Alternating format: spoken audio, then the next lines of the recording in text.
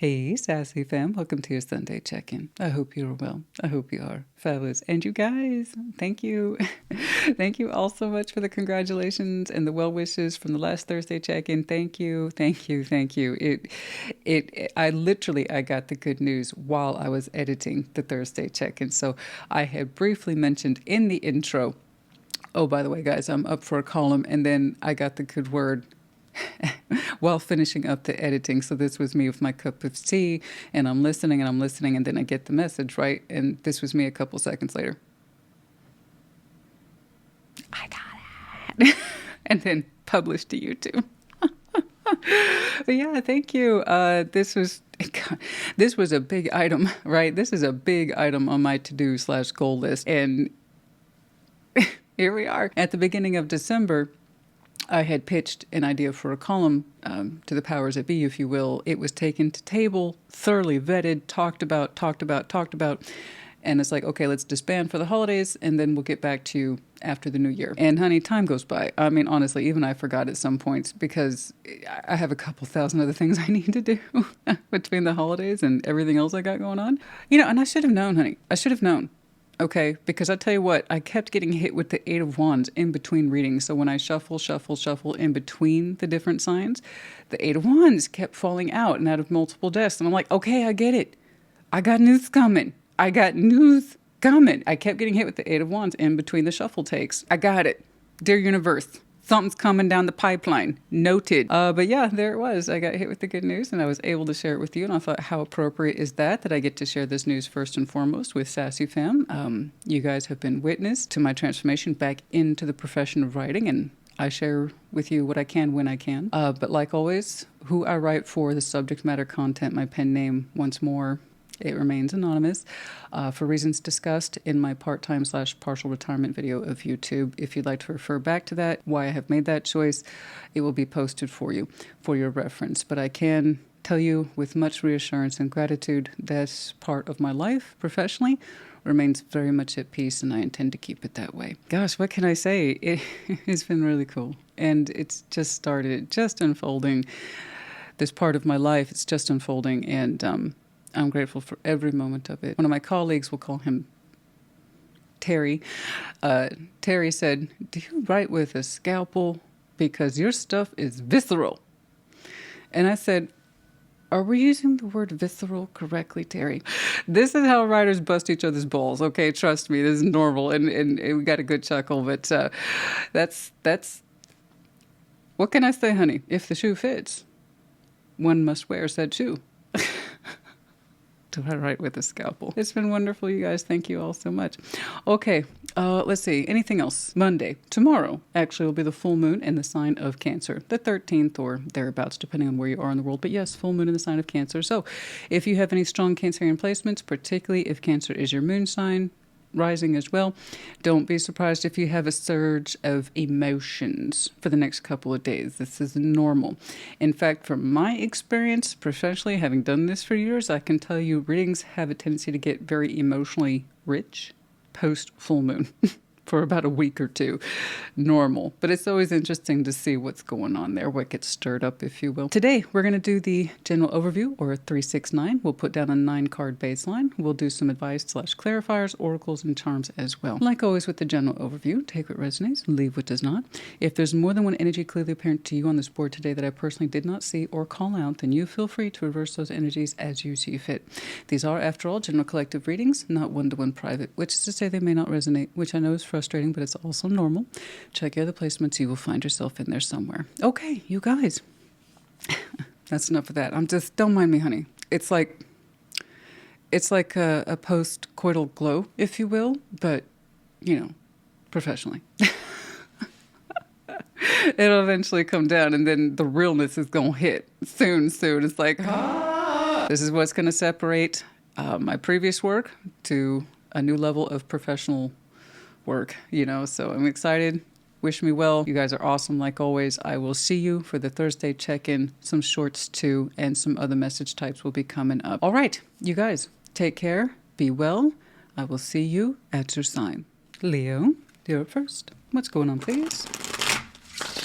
Show me that Leo collective. Show me that Leo collective. What's up? Let's see, Leo. Oh, I have to say I'm very partial to this one. This is the antique gold foil, once more, for professionals who, well, they just frankly value swift shuffling, right? What's going on? What's going on? A little too swift for some folks. Can just fly out your hands too, FYI. All right, Six of Pentacles, Nine of Cups, the Moon. No, what's this? What's going on? The World, the Queen of Swords, and the Knight of Swords. Wow, you're keeping something to yourself until one day you don't. All right, that's interesting. I get that too. I'm not going to act like I don't. I get it. Ten of Pentacles, Three of Wands, King. Yeah, see, you're gravy right there in the end. You got stuff you're keeping to yourself, but you're saying it's for good reason though. Mind your business. Six of Pentacles, Nine of Cups, the Moon. You're doing something, but it's low key. You're not making it obvious. It's important to you. You say it's a balance that's important to you. What that balance is, I don't know, but you're saying it personally makes you happy to do this. It personally makes you happy to achieve some sort of balance. Now, that could be monetary. It could be personal. To me, frankly, it's looking like a little bit of both. Whatever this is, you clearly benefit from it, but you're keeping it low key. This could be some side work you're keeping to yourself. This could be some, I don't want to say secret connections. I'm just saying there's some connections that perhaps you like to participate in because in some way they benefit you. And again, it's coming from a quiet nature or a private or leave me alone or just keeping this to myself kind of selfish energy, like the Nine of Cups there. Like this, I like this. This makes me happy and I don't want other people to know what I'm doing right now. And then one day you exit that. The World, Queen of Swords, Knight of Swords, like, well, it's out now. Like, this is what I do. This is what I like to do. This is how I like to earn coin. This is how I like to balance with someone else. This is the connection I have. And it kind of goes from, I don't know if it's embarrassment. I don't want to call it embarrassment. It doesn't feel like embarrassment. It's just something that you feel you want to keep to yourself for the time being. And a lot of things start out like that. You know, how can I put this in a context that people understand? You know what it is when you have a goal that's super, super important to you, but you find that when you tell it to people, it fizzles out or waters down. And you learn from that and you don't want to share until you start making strides in it and you start making accomplishments in it. Until then, you keep it to yourself. It's active, but you keep it to yourself. Okay, so that's an active moon. It's not unknown to you, not at all. You actively work through this and it's like you want to see results before you tell others, that kind of thing. Okay, and the World, Queen of Swords and the Knight of Swords. And now you're like, well, here it is. This is what I do. And so you must have felt comfortable in whatever it is you were trying to achieve. And because now I see you sharing, it's not a secret anymore. It's actively out there in the world. Okay. So you got results. You got what you were looking for. Or frankly, it just makes you happy. And you just want everyone to know. Okay. That's cool. 10 of Pentacles, 3 of Wands, King of Wands. You're like, yeah, I know what I'm doing. I know what I'm doing. You're like, there are some things you just have to take your time with. And if it means stabilizing it, stabilizing a connection, stabilizing a relationship, stabilizing a career thing or a money thing, you're like, then you don't mind. You don't mind having a long-term view. The 3 of Wands, you don't mind. This is what you would call active waiting because you understand something's happening. Okay. So that's not bad waiting that I would typically discourage. This is active. It's like, I know what I'm doing. It just takes a long-term point of view in order to accomplish it and then feel good about it with the King of Wands. So, I mean, you're sitting real pretty right there towards the end. And I mean that in an almost literal respect. Whatever this is, it stabilizes, it grows, and you keep your eye on it, and you're quite happy, pleased with the result. You're kind of like, I can sit back on this now. Perhaps you needed to build evidence of this quietly. Okay, before you could release more of it into the world and let other people know what you're up to, what you're thinking, your actions too. That's all in here. Thought, and actions. Okay, it's all in there. Okay, let's get some advice for you. I want you to apply this as you see fit. I see that you're quite proud that this thing stabilized and is part of your long-term view. Okay, the longevity, the continuity, community, resources. It's like, yeah, I got it baked in there. I got it baked in there now. This is going to stabilize. This is going to be just fine. You know, I don't know, but it hits a personal space for you right there at that 9 of Cups and the moon opening. Let's get some advice, please, for Leo. This is quite interesting for you today. That's interesting. Good job. And it looks like, yeah, this was something you kept quiet and then you rotated in fully into your world at the start of the year. This is not months out. This is now. In fact, many of you might be releasing more of what you're up to after the full moon. What's up? Let's get some advice, please. Oi, oi, oi. King of Pentacles, Eight of Pentacles. Yeah, some of you, it is work related. This is something that you have been working on quietly. And once, like I said, you've been accumulating that proof, okay? More of the backing, more contracts, more stability, and whatever it is you're doing, then you're like, okay, this is what I was up to. You got some good work out of this. You got some really, really good work out of this. That's neat. This is what I've been working on. This is what I've been up to. Here are the results. You wanted something that you could bring to table as proof or results that I've been working through this, and it's meant a lot to me. Four of Pentacles, but you had to be conservative with your thoughts before you felt comfortable. Yeah. You kept it to yourself. It's something you have been diligently working through methodically for some time. I had to keep it to me until I was ready to release it or discuss the results. Yeah, I get that. Very good. For some of you, it's absolutely a monetary thing, in which case, congratulations. All right. Let's do some oracles for you. Come on now. Let's do some oracles.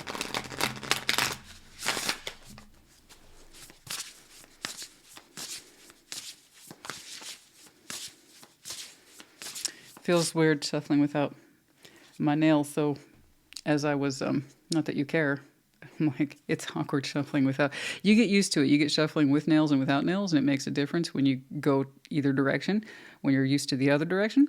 So anyway, while I was setting up my new office space, I gave myself a fantastical cut, ripped the nail right along with it, and I just went, they're all coming off. I'm cutting them all off. I'm just cutting them all.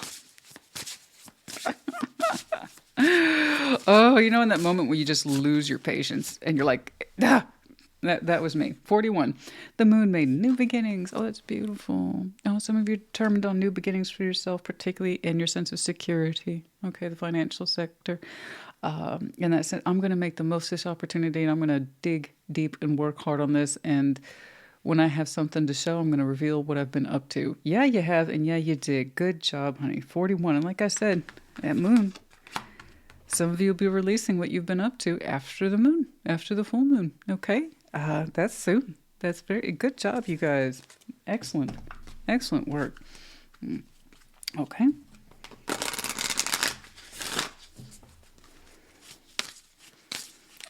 That is lovely. And some of you have been practicing through this work since Capricorn season, which technically, gosh, we're not in for much longer, but some of you really started doing this kind of quiet, diligent work for the past month or so. Anyway, first quarter moon in Capricorn, unleash your kindest self. Do yourself and your goals, don't belittle them, take them seriously. Okay, be kind to yourself, be compassionate in the process. Very good. Yours was really straightforward. I appreciate that. We have the letters D, A, P, and the music note. Some of you work in the music industry. That was my stutter. That was, okay. Music industry. Music's just very, very important to you, profession or hobby. And some of you, music has a way of transporting you. Okay, but otherwise you just feel that it's very critically a part of your life for some reason. Okay. Hold on. I feel like I'm shortchanging you. Again, there it is again. Beginnings. We're determined to have a fresh beginning in work.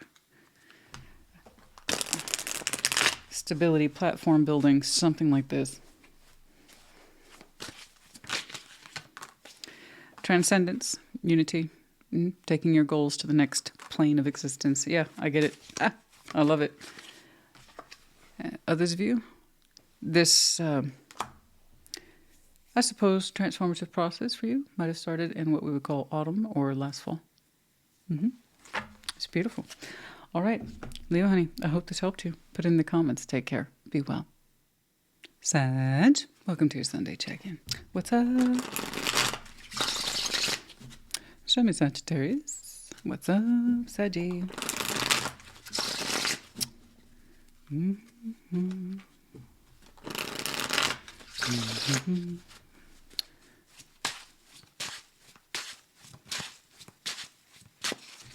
Alrighty. The Ace of Wands, the Five of Wands, Two of Pentacles. I got some conflicting energy there. Five of Cups, the Lovers, and the Two of Swords. Yeah. The Tower, Death, Three of Cups. Yeah, let's not go back to it then.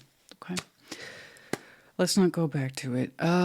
Every now and again, you get a tug in your energy that says, hey, I should maybe put something of myself into this. And then we go back and forth on it. And it's not just you. I got a Lovers in there that automatically means they kind of experience something similar. It may not be the same, but there's a similar tug of war going on within your lover as well. But I'm looking at you today. Ace of Wands, Five of Wands, Two of Pentacles. And every now and again, you get an energy surge. And then it kind of pisses you off because it's like, I don't know what to do with this. There's times I still feel connected to this thing. And then it makes me feel good and then hopeful and excited for like 5 seconds. And then I remember that it goes back to hell. In a Five of Wands and the Two of Pentacles. And it's this constant struggle energetically I have with somebody. And then the real world reminds me that the real world exists. And that it's always a conflict with this person. And it doesn't matter that sometimes I have good feelings towards them. There's always unresolved bullshit between us. And it's a battle of wills, battle of tensions, and a lot of stuff that was a shoulda, coulda, woulda of all the energies. And why did I give myself to this? Oh, yeah, because it felt good. Why is it always in conflict? Oh, yeah, because someone always left me hanging or they didn't give enough. And he's like, ultimately, this struggle results in, I don't want to feel the struggle anymore. And you haven't wanted to feel the struggle with this in a long time. But every now and again, you get those energy spikes that reminds you, oh, yeah, I'm deeply connected to this thing. Let's talk about that. Five of Cups, the Lovers, and the Two of Swords. Yeah, I mean, that's a tale as old as time, honey. That's going to be a big tug of war. We have a lot of unresolved emotional pain, disappointment, regret, loss around the Lovers, which is a very strong connection. The Two of Swords, and you say it confuses you and confounds you to this day. Just as much as it pisses you off, it frustrates you too. So that's very Sagittarian in that respect of, because you have a Five of Cups here, which hurts, it's easier for you to sometimes be angry. Fire signs have that ability to tap into the fire a little bit more than the sadness of the waters. And I can see where for some of you it's probably more comfortable to be angry at this connection than to feel the pain of it. I understand.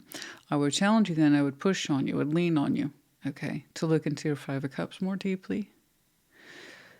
That way you can find acceptance in this. Okay? Because whatever this is, it looks like it will never, ever, ever come together in a way that's cohesive. And I don't mean that to discourage you. I mean that for the Sagittarius to accept what's here. Okay? I want you to accept this. Whatever this is, isn't a true lover's connection. It's too adamant. It pushes back too hard. It doesn't want to be part of this. It doesn't want to own its side of the feelings or the damage it caused. It doesn't want that. You cannot work with what you do not have.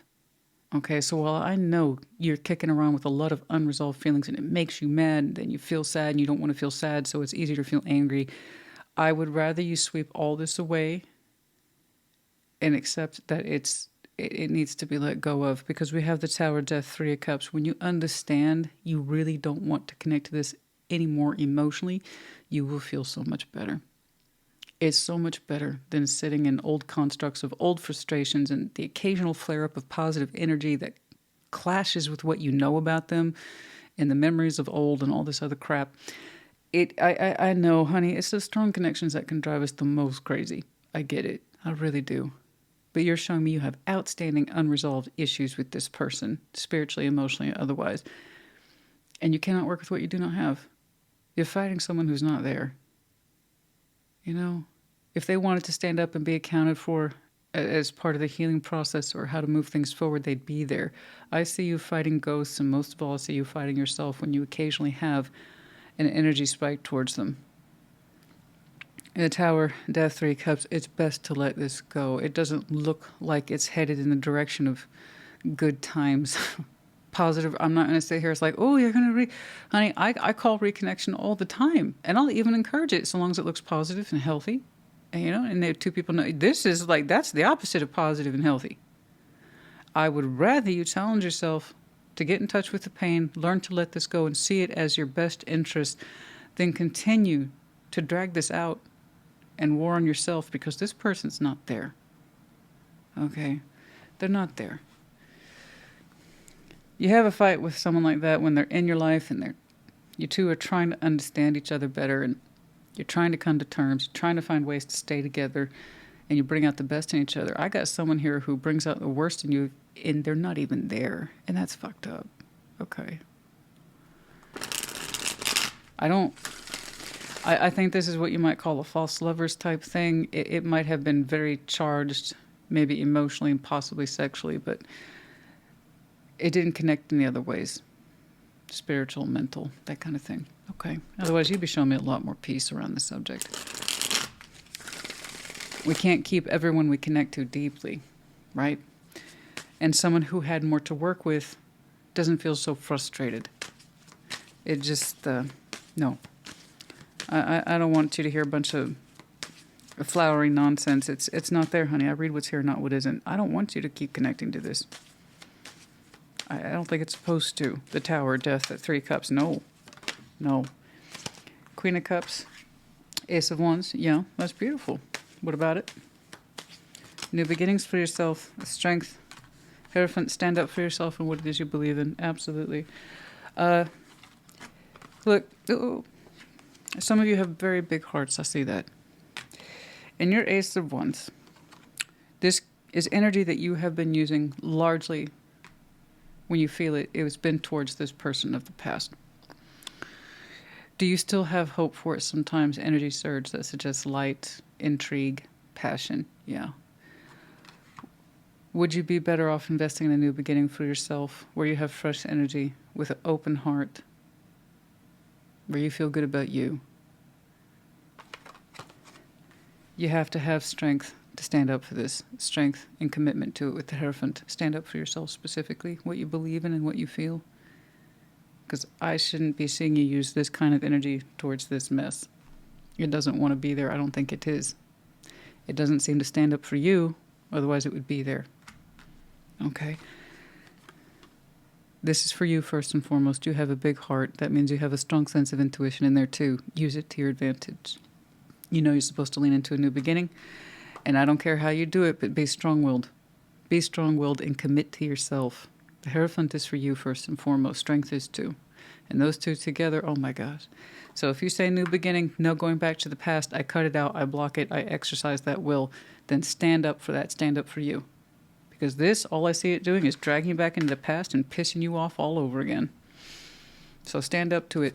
Stand up to yourself. Yeah? That's the old Ace of Wands, and that Ace of Wands for this person, this thing, broken. Broken without, I don't see any hint of repair. I'm not saying that to be mean. I'm saying that because I want what's best for you. Okay.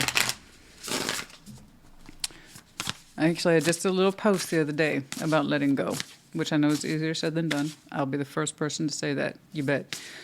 But I just want you to know it's normal for this time of year to see these kinds of things. Spirit of the river, but yeah, that's what you're struggling with. Okay. See, that is powerful, honey. 50, Spirit of the river, movement towards adventure. That's very much your spirit, naturally. Movement towards adventure. Yes, please. Ride that wave, that feeling for a new beginning. Because here we have the burning heart. Okay, more of that lover's concept. The burning heart, beloved, radical acceptance. Yeah, I would call that radical acceptance of what cannot be.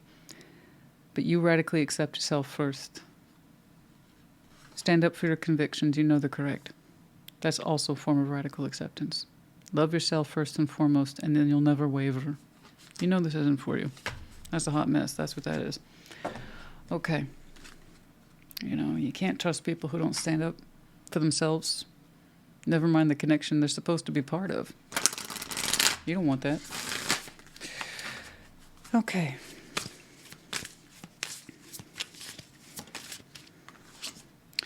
Oh, full moon in reverse. Cool your emotions. It's been hard for you. It's been hard. But cool your emotions. I want you to step out of that fire and into the 5 of Cups, which I know some of you, you're very uncomfortable with the pain and it's easier for you to be angry. That doesn't mean it's working for you. Okay? If you have Aries in your chart, try to tap into your more natural Sagittarius self. New Moon in Gemini, think it through. Okay, think it through.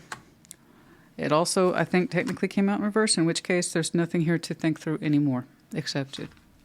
Okay. I think it works in either position. Think it through. In other words, you already know what's here. And don't think it through. You don't need to linger on the subject anymore. Okay. Z, X, L, M. We have the infinity loop. Oh, I'm sure. I'm sure you two are soul bonded. And with our soul bonds come the biggest lessons. That doesn't mean they're all happy lessons. But they are lessons of benefit, no matter how they turn out. Promise. And then we have the key. Okay. You can either feel like the prisoner or understand that you're the jailer. You hold the key. You release yourself. All right. Side honey, I hope this helped you. Put it in the comments. Take care. Be well.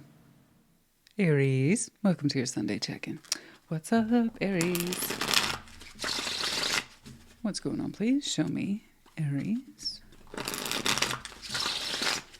Show me, Aries.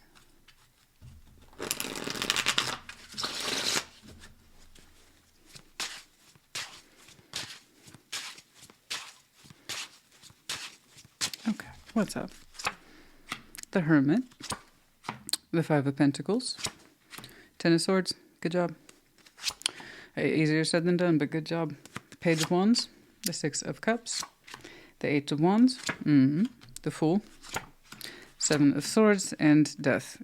Okay.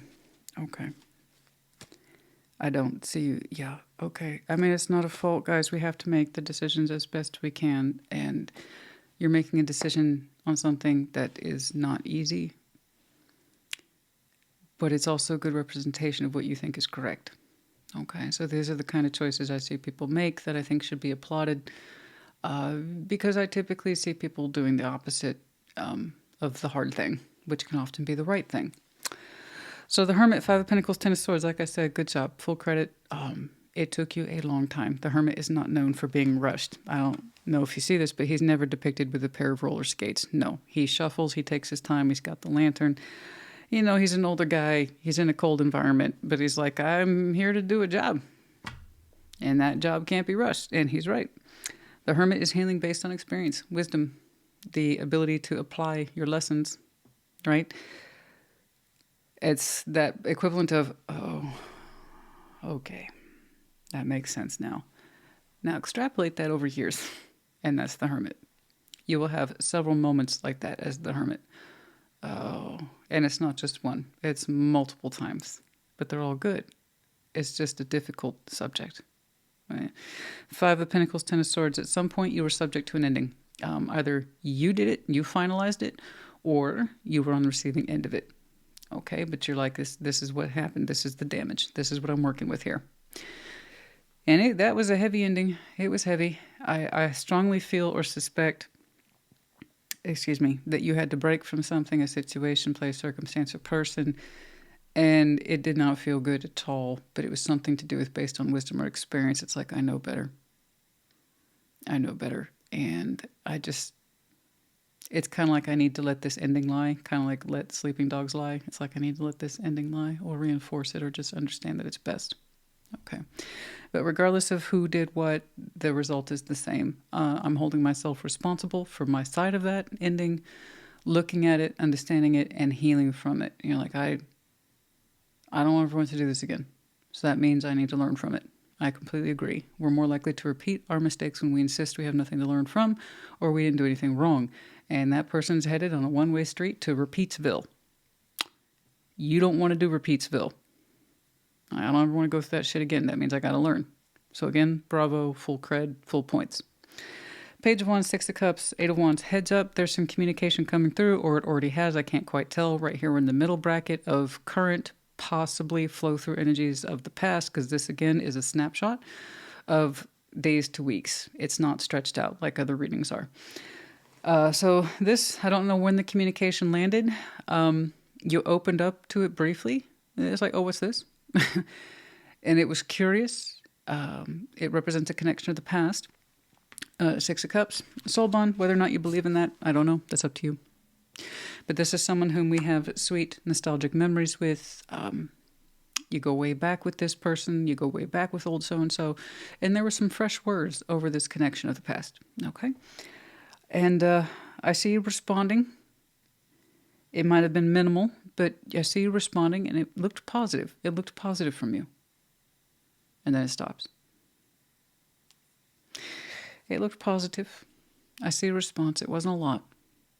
But it's almost like I'm trying to say you did your best. Okay? The Fool, Seven of Swords, and Death. You're like, I won't be taking a risk on this again. Ever. Something tells me you learned your lessons then. Because, like I said, what you did here was hard. It meant you not being a fool towards it. It meant you not exposing yourself, but you did it quietly, Seven of Swords, so you may not have acknowledged anything further other than that brief hello. Because the Page of Wands is always going to be like, hi. You know, little guy. A little bit of interest, a little bit of intrigue, a little bit of nerve. Positivity, though. But it's low. It's so small. But he can handle it. Okay? He or she can handle that. And the Fool, Seven of Swords, Death, that's a much larger energy. Says, I will never open up towards this again. Spiritually, emotionally, or even be honest with it. Seven of Swords. Now, that's a very distinct decision. Seven of Swords, not accusation. Don't take it as one. I read what's here, not what isn't. This is the withdrawal of our thoughts. You don't need to know. You don't need to know. You know, we'd all do that from time to time. And Seven of Swords, you know, for a lot of people, when they're not aware of it, they edit information themselves and they're not aware of not sharing it with others. This was an active decision on your part not to reveal yourself further to this. You shut it down. Or you just went silent. Like, it's best I don't re-expose myself to this. And that was a conscious choice of yours, but you also didn't exactly convey it. Again, a conscious choice. However, given your hard opening here, something tells me it's not that you thought it was best, you knew it was best. Big difference. Big difference that. Tarot does not dictate action, you do. Tarot's the proof of choice, not the absence of it. I'm looking at one variation for Aries. You made a very distinct decision. Okay? I see the exchange of pleasantries, and then it stops at a much deeper level. Because you're like, I'll never expose myself to this again. You're like, what is a Page of Wands? A Page of Wands is nothing. But the truth of my thoughts? Nah, that's nobody's business but my own. Okay. I think I understand you. All right.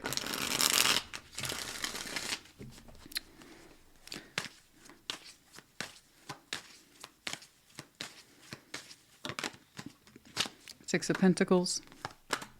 Ace of Pentacles and the Nine of Pentacles. Okay, cool. Straight away we got into, now, back to money. Some of you are like, this is where I'm at right now. This is my jam. And that is full exposure, full-on exposure. Six of Pentacles, Ace of Pentacles, Nine of Pentacles. You're like, I am concentrating on my new beginning. Thank you.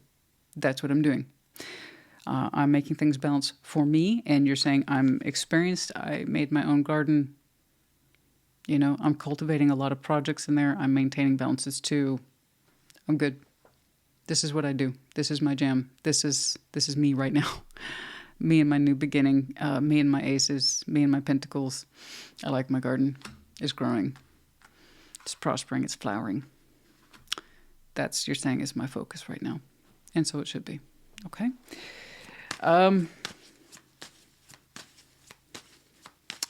Yeah, no, can't disagree with that.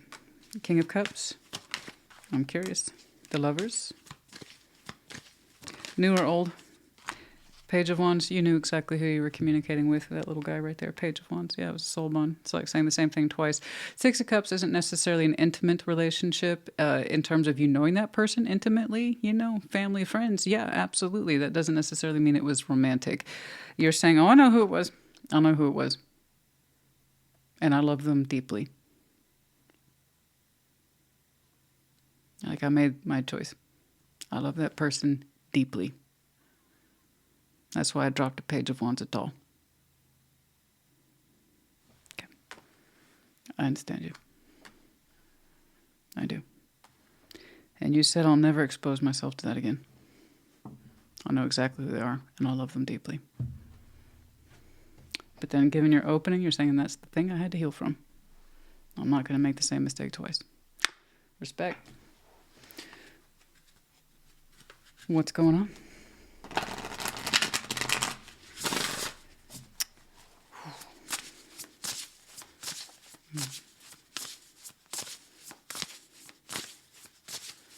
Mm-hmm. Like I said, often the hard thing is the right thing. Even if other people don't get it, you do. I can only make choices to the best of our abilities. That's an opening. It's like I'll never forget that. Perfect storm, the courage to step into life, number 44. You go on then. You go on then. The raven, one of my favorite symbols for powerful delivery of difficult constructs. It's like the raven. It's, a lot of people fear the raven. I do not. It's the harbinger of truth. And it can create storms, but it also means time for change. And it can be one of the most powerful intercepts you ever have in your life. Yeah, whether or not you believe in that is cool. I like what it stands for above all.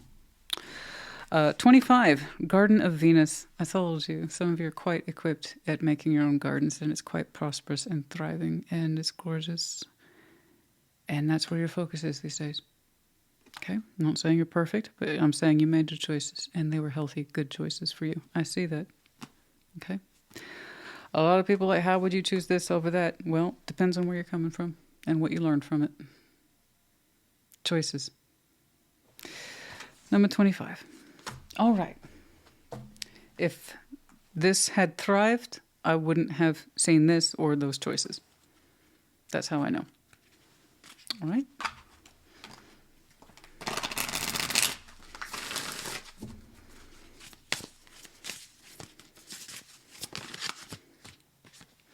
Go wild, full moon in Leo. Some of you are just really opening up to whatever your next adventure is. Go wild, go forward, pursue, right? Especially if, like me, Leo is in your north node or your rising, right? Actually, Aries is my rising, Leo is my north node, I mean. But what I'm saying is go forth. Go forth. Charge forth, right? No fear.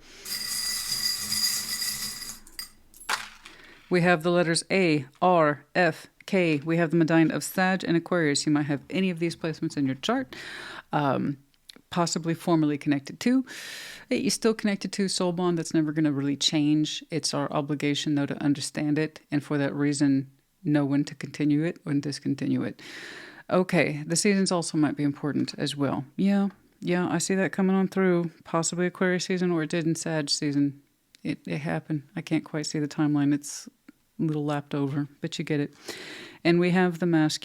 I see that. There's the Seven of Swords. That's my business. I'll never show you my face again. I will never show you my spirit again. I will never open up towards you again. When it comes to you, I'm wearing a mask from now on. You don't need to know. You're no longer part of my inner circle, whatever, something like that. I don't know. It might seem harsh until you've been in the position. Like I said, you had your reasons. And then we have the wolf, cunning.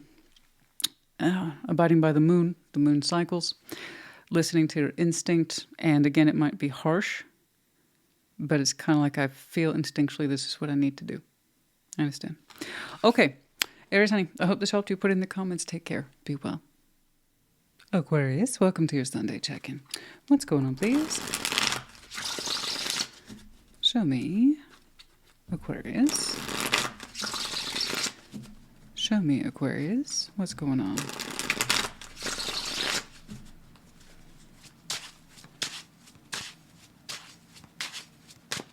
What's going on? The Sun. The Eight of Pentacles. A Devil. Uh-oh. The Magician. Three of Wands and the Hermit. Okay. All right. Thank you. Thank you. Okay, good. I'm glad to see you backed off a little bit. Okay, Strength, Three of Pentacles, the King of Cups. There you go. I like how you dialed it back. You're like, I got it. Don't lecture me, Christina, sassy. Okay, I dialed it back before you could say anything. Yes, you did, to your full credit. Now, straight away you opened with the Sun, Eight of Pentacles, the Devil. You're like, I'm gonna make things happy at work. So it probably got into a space, maybe a touch of obsession. You want your work just so. You want your laborious activities to be done just so. You want your coin just so. You want everything just so. And we got really intense about it. I'm guessing wrapping things up at the old year and then to the new year. You're like, we're gonna achieve perfection. I have a vision of happiness in my career. It's gonna happen. Man, I'm guessing you was a little, I'm gonna say it for like it is, a little unbearable at work for a while. Because that Aquarius, they're demanding perfection right now. And I don't know if you were sprucing the place up at work or you were trying to set a particular profile for yourself this year and you wanted notice or recognition or improvement. I don't know. But man, you got really intense about it. But you're like, this is about my future happiness. Everybody's going to be happy. I don't know. But the thing is, it wasn't just you. But there was your environment in particular. We're going to shape this thing up, I swear to God. You know, and we're going to be happy too. That's what we're going to do. So I can see where you got a little intense for a minute. But we backed off. The Magician, Three of Wands, the Hermit. That is literally like, I'm trying to get more breathing room. I need more space now. All right. So you must have pulled something off. Because you backed off almost considerably. I mean, at some point now, you just might be now backing off, you know, making more space for yourself. Maybe some of you were determined to just kind of really control things, bring it together, get it back more into focus in December, and then really make sure it was on point by January. I don't know. But you must have met your own particular standard. Because if you hadn't, I don't think you'd be backing off the way you did. And you were literally getting some space between yourself and that. And you're like, okay, I can rest now. And so you were asking for more healing, rest qualities, more healing, more rest. I need some space between myself. I did my thing. I met my goals. Other people might have been kicking and screaming, but I met my goals. And now I need some space. And you're like, okay, we can take it down now. Strength, Three of Pentacles, King of Cups. You're much more relaxed in the future.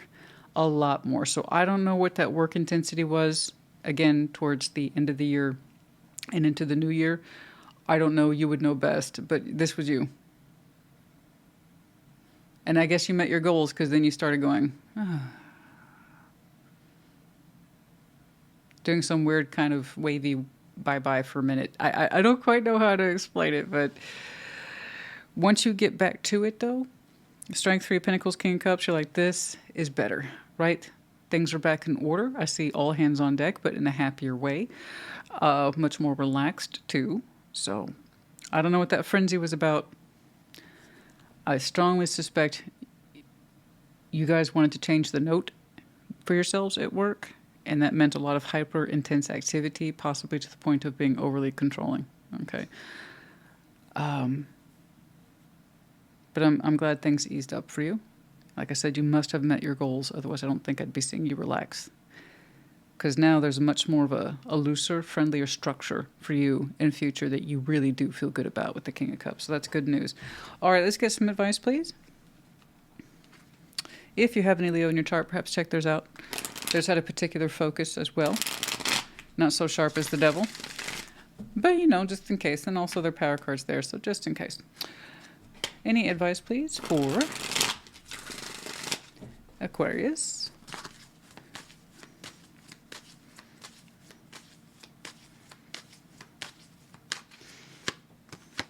The Chariot, Five of Cups, the Ten of Cups. There's a certain intensity surrounding this because it meant... how can I put this? You really wanted to reassure the people in your life, Ten of Cups, okay? There might have been a fear surrounding the emotional security with your family and friends. And that's why you were so forward-focused with the Chariot. Five of Cups, Ten of Cups. Was there a kind of lack of sense of security towards the end of the year and at the beginning of the year? And you really wanted to dedicate or rededicate some strong focus in security? Not just really so much for yourself, but for others. Yeah, emotional connectivity can prove a very strong motivator, okay, particularly at work, as one might expect or imagine. But that's why we're driving so hard, okay? Because it wasn't just for you, it was for others, right? Wanting everyone else to feel good and secure and reharmonize, okay? And that Six of Pentacles, maintain the balances and add more Two of Wands, it was a decision made. Okay, I'm not going to pursue it further. It was a decision made to really re-examine your balances and whatever it is you contracted yourself to on the day-to-day, and to put a lot more focus there. Once more, it's not really that sense for you or your own personal sense of security. It was for those you feel that you were attached to, and a sense of possibly familiar or family-based obligation. Okay, I understand. I understand. Perhaps if someone in the family asked you for your help or your assistance to get things in order, and that might be why I'm seeing the kind of reduced element of, well, contribution for you in future. You know, it's like, Aquarius, we need help over here. And you're like, okay. And you took it to the extreme. Maybe you assisted in the family business. Because I know you met your goals, because then I see you getting distance from this. And then your contribution level goes down, but happily so.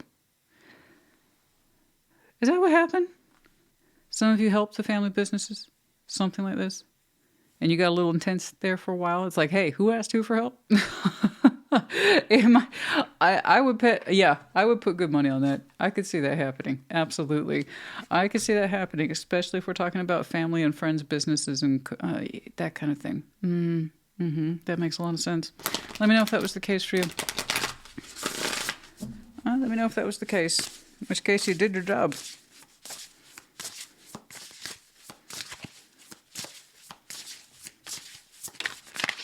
Oh, the netcaster. This was part of your. This was part of your network. Absolutely, 42. Okay, preparations to come to fruition. I had that distinct impression. Who asked who for help? Yeah, this was part of your network, your inner network, your inner circle. Some of you went in there to save the day, except you might have gotten a little intense about it. 57, unmarked trail. Okay, revelation. Okay, you discovered the issue. Helped get things back on the path. 30, horseman, herald of change. Oh, I bet you did. I bet you did. I'm feeling that intensity. The pathway needed some work. You figured out a solution, but that meant you were kind of intense about it. Again, it's that flavor I'm getting from you. Who asked who for help? So you brought in an era of change for this. And then you get space, and then your contribution level goes down. You're like, see, fixed it. All right.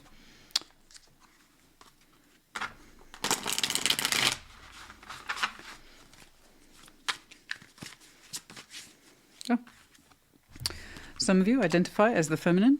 Okay, using your intuitive selves and understanding your self-worth, and therefore it's like, I'm not expecting anything from you that I wouldn't expect from myself.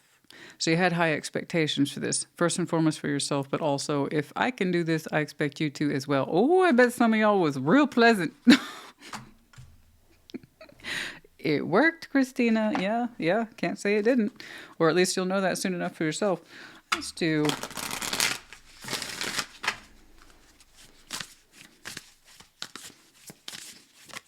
Okay. Full moon and Leo go wild in reverse. You're like, oh no, those wild days are over. We're sticking to something strict and tight, and it might be a little obsessive, but hey, we're gonna stick with what works. There was a sense of no wild in this. It was really kind of like my way, but it worked. Can't say it didn't. I'm still having a good chuckle because I feel like this is very Aquarius that I'm looking at here. All right. We have the medallion of Libra. Some of you have some very strong Libra in your chart. Some of you kind of rushed into the rescue, if you will, last Libra season. Some of you might be connecting to a very important Libra here. Z, W, and we also have the music note. For some of you, this represents music as being a profession, a hobby, or music is a very, very integral piece of who you are, part of who you are in your life. Okay? All right, Aquarius, honey, I hope this helped you. Put it in the comments. Take care. Be well. Gemini, welcome to your Sunday check-in.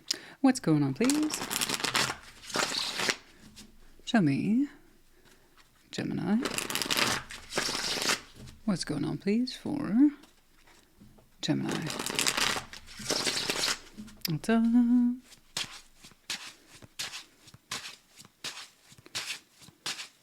All right. Queen of Swords. Knight of Pentacles and the Sun. Oh, cool. I like your determination. I like the pace.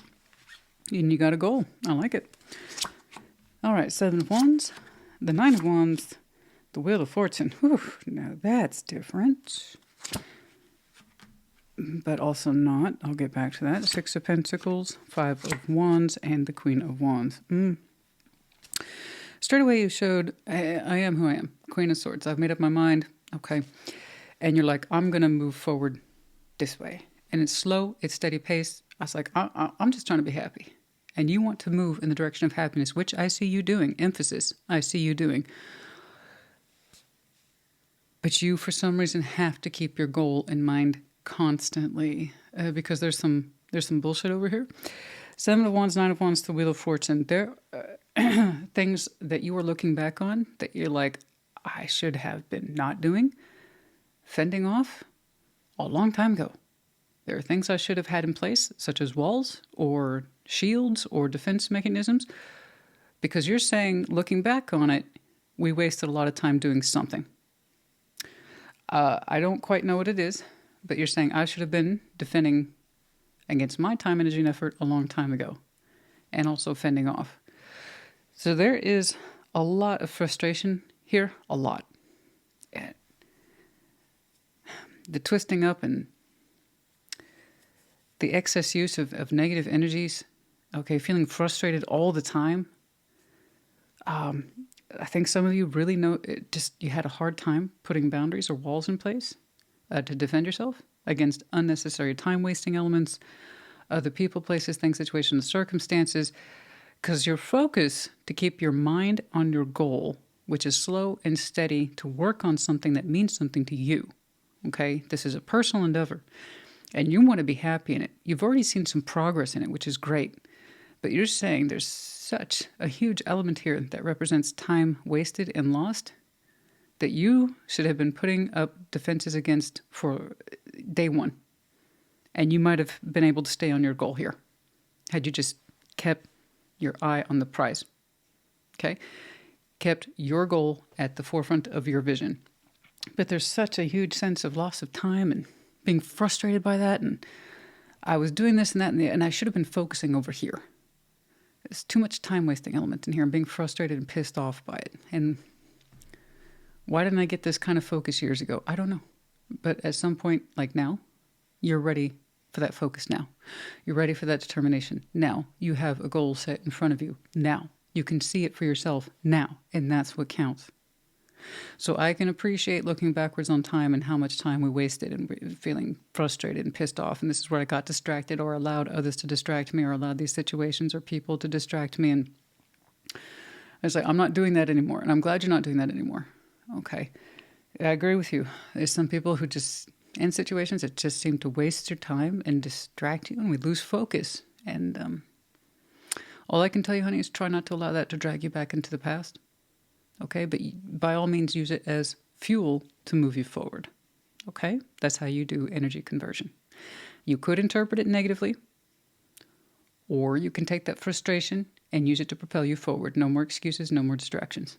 Okay, you have a goal, you have your eye on it, stick to it. Six of Pentacles, Five of Wands, the Queen of Wands. Man, seriously, I'm glad that you are feeling better, but I tell you what, I don't know who it is I'm looking at with this Gemini. It's like, seriously, I really want you to adopt this motto, your problems are not my problems. And you have a little smile on your face too. That'll do it. That'll seal the deal, you know? You can say it stone face. Your problems are your problems. You can say it with anger. Your problems are your fucking problems. Or you can do the sassy method. Your problems are your problems. And I don't know why, but for some reason, I love the little flair. I love the little twist on it. That's me, though. Honey, you can't be everywhere. You can't be doing everything. You can't fix every fucking balance that is or isn't your... I mean, don't get me wrong. If it's your balances, you're going to have to give it some time, energy, attention, and effort. But if it's not yours, I don't know what all this kickback is. I'm glad you're feeling better and you have a lot more confidence surrounding whatever it is you're trying to do in terms of your goals, but there seems to be so much sound and fury that constantly tries to intercept you, and then you get distracted. So please be mindful of that. Don't allow that to pull from your life any more than it already has, all right? Because in future, I still see, just when you start to get your own particular rhythm, and you, again, are seeing the profit or the payout to your goal here, Okay? I swear, some bullshit comes up. So don't get involved. Understand you get to choose your level of participation. You don't have to participate in whatever other people's crises are. They're theirs. They're not yours. Okay? Even if you feel that sense of obligation, because say they're family member or friends, all the more reason that you have to learn to discern who gets a boundary and who gets the exception. Okay, who's the rule and who's the exception, I should say. Let's get some advice for you, please. I mean, I know it was really straightforward. It's just I like the way you started off so powerfully with a singular vision that's yours, with a long overdue goal, and it makes you happy. You finally get to turn around and address it, and then why didn't I do it? This came up and that came up and this bullshit and that bullshit. Okay, apparently for the gentleman I'm looking at, the bullshit for you never stops. Okay, again, you get to choose your level of participation. Just because it's there doesn't mean you have to put your particular thoughts into it or your time, energy, and effort, or put your finger in there. You know, you don't have to. You really don't, all right? You might have a large network of folks. I get it.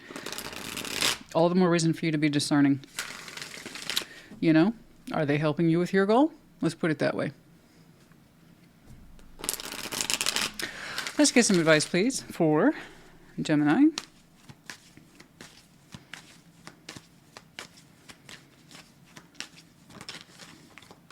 Four of Cups, the Knight of Swords, and the Moon. You've been unhappy a long time. And it's been hard for you to admit that. The Moon, the Knight of Swords, and the Four of Cups. It's in that recognition. And you might have had a serious talk with yourself at the beginning of the year about that undertone that some of you have been carrying. Four of Cups is like an undertone of upsetness, unhappiness. Sometimes it's very obvious, sometimes it isn't. But particularly if you got into a habit of hiding your unhappiness with the Moon there. Some of you decided very early at the beginning of the year, I'm going to address this. Why am I so unhappy? Okay. Why do I often feel like I'm getting pulled backwards into the past, which means I don't have much to show in the present? Exactly. And when you did that, you found the solution for yourself and you got that focus. So I want you to remember what it is that you learned, where that unhappiness was stemming from, and how it made you feel and how long it's been sitting there, right? There's always going to be something, honey, that crops up. Someone who is developed, you have to figure out, do I throw my hand at that or I just stay out of it and wish them the best? More often than not, that's going to be the case. I don't mean that to sound cruel. It's just, honey, not all crises are yours. Not everything requires your direct involvement. I don't care how much people fight for your attention to help. You have to know when to draw hard lines. Because if you're ever in that point in your life where you're seriously looking back at your time and you're like, this is where I got distracted, this is where I got distracted, you got to ask yourself, is it worth it? The answer is going to be no. Okay? So you're at that point in your life where you should be about prevention. Okay? It's never too late to prevent. All right. Okay. You're going to be all right. Just stick to it and know what's worth you getting distracted over or for. Because you can and you will, honey. You will. Ace of Cups, rejection, loss, fragmented. Yeah, I know. See, there's that emotional self feeling rejected. That's you not paying attention to yourself.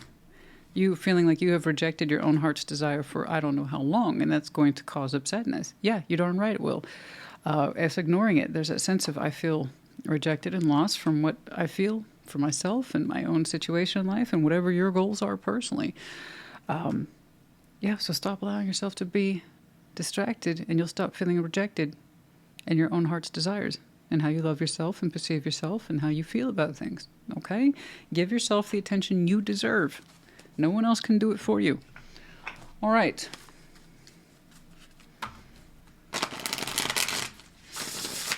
I know yours was a little more vague today. That's okay.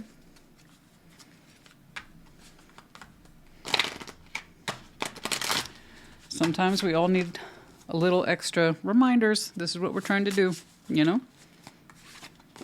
In the hand, 31. The universe is your partner. There you go. I love this.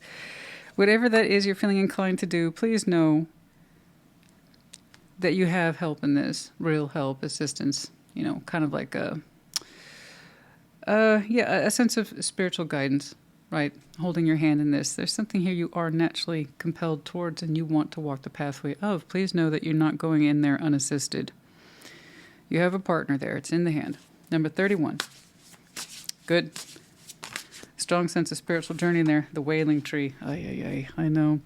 59, 58, vanishing mirror, ego sublimation, and a tidy house, clarity and organization. That's what I'm saying. You're getting it together. I see that. That was easy. Getting it together, but these two are a little more complex. The wailing tree, the shoulda, coulda, wouldas, and the vanishing mirror, ego sublimation. Do we allow ourselves to get distracted because we really thought that situation or that person needed us, and we convinced ourselves of that? And it turns out we were wasting our time, and we were allowing other people, places, things, situations to waste our time too. Okay. That was part of the ego thing that we have to address. Let me make this clear. We all have ego. If you're alive, you have one. And like all things in life, nature and balance, there is a good, healthy version of ego and an unhealthy version of ego. Part of you had to understand that healthy ego meant knowing... How can I put this?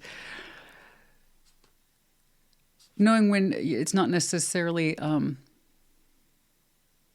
a good thing when people constantly lean on you, okay, or pull you in different directions. That's another form of ego that says you have to help. You have to stop what you're doing. What you're doing isn't as important. Your goals aren't as important, you know. No. Okay? We had to have a little talk with ourselves about that. Now we can stop lamenting the time that's being passed. Okay. I think we got it.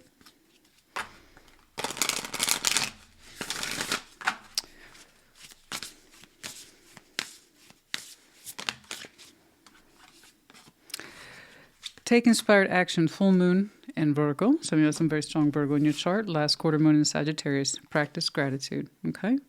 You've been given a calling, my friend, and I want you to honor that calling. You honor that calling by allowing it to happen. And don't fall for the obstacles. Okay? Part of your healthy ego then is to put up walls where you need to. Okay?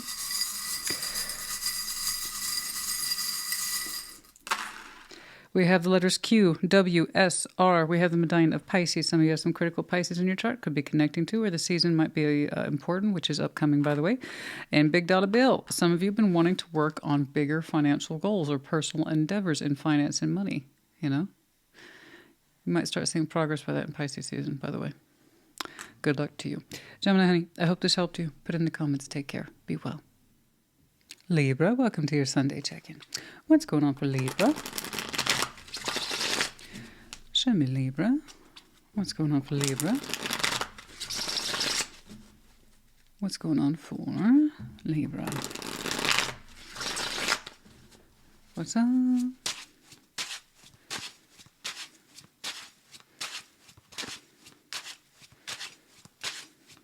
What is going on? Oh. Ace of Swords. The Ten of Wands. The Wheel of Fortune. You acknowledge a hard truth. I'll give you that. It's not a surprise to you. Okay. The Hierophant, Page of Pentacles, and the Ace of Wands. Okay. Ace of Pentacles, Page of Swords, and the Queen of Swords. Yeah, a lot of people have been showing me their kind of work and professional goals, which is cool. Okay, in the very opening, from the very beginning, you're like, what I'm doing here is difficult, and I acknowledge that. And I'm glad you acknowledge it. So it's not a surprise to you, like I said, the Ace of Swords, Ten of Wands, the Wheel of Fortune. It's like looking back on it, I knew I was in for long nights. I knew I was in it for hard days. I knew. I can't say I didn't know, I knew. So this is something that you're pointing out a great, point. Pointing out a great point, Libra. About that Ten of Wands, something I say all the time. If you're going to have a Ten of Wands, it needs to be by your choice. Okay? And what better choice of implication here than the Ace of Swords? It's like, yeah, I knew what I was getting into. And Wheel of Fortune, you said, I knew, looking back on it, I was going to have long days, long nights. It was going to require a lot of work, right? But you're like, that's what I chose. So whatever your burden is, you're like, I gladly carry it because I knew what I was getting into. Okay? Let's see. The Hierophant, Page of Pentacles, the Ace of Wands. Now, that's interesting. You know, I see you putting some solid energy into something that you say you want to have hope for. Okay, and that you stand behind it there with the Hierophant. I'll see if I can clarify that, get a little more detail. Because that's some big energy there, right, with the Hierophant. Big old authority energy, Rothar. So that's the higher self. This is what we commit to. This is what we put ourselves into and what we stand behind and why, right? So that's a lot of authority over a very small concept with the Page of Pentacles, the Ace of Wands. Something that is either a new beginning for you or a strong sense of energy surge or fresh energy, you know, into an old construct, in which case that would be a renewed ace. I don't know where your page is dropping, so I would actually like to go to my way to clarify that one. But you're like, whatever it is, I'm authorizing it. I'm going to do this. I'm going to do this thing. I'm going to put myself into this. I'm going to mean it. I got some sharp, fresh energy I'm working with here, and we're going to take this. We're going to run with it, and I'm going to commit to this. We're going to stand behind this. Cool. Eight of Pentacles, Page of Swords, Queen of Swords. My goodness, your knowledge base is booming in future. So whatever it is that you do, by the way, it pays off quite well. I like how you go from, I knew I was in for some long days and long nights, and I knew I was going to have a burden to carry, and I knew this wasn't going to be easy. I knew. But whatever it is you're doing, you'll be so glad that you did. You know, because things are taking off for you.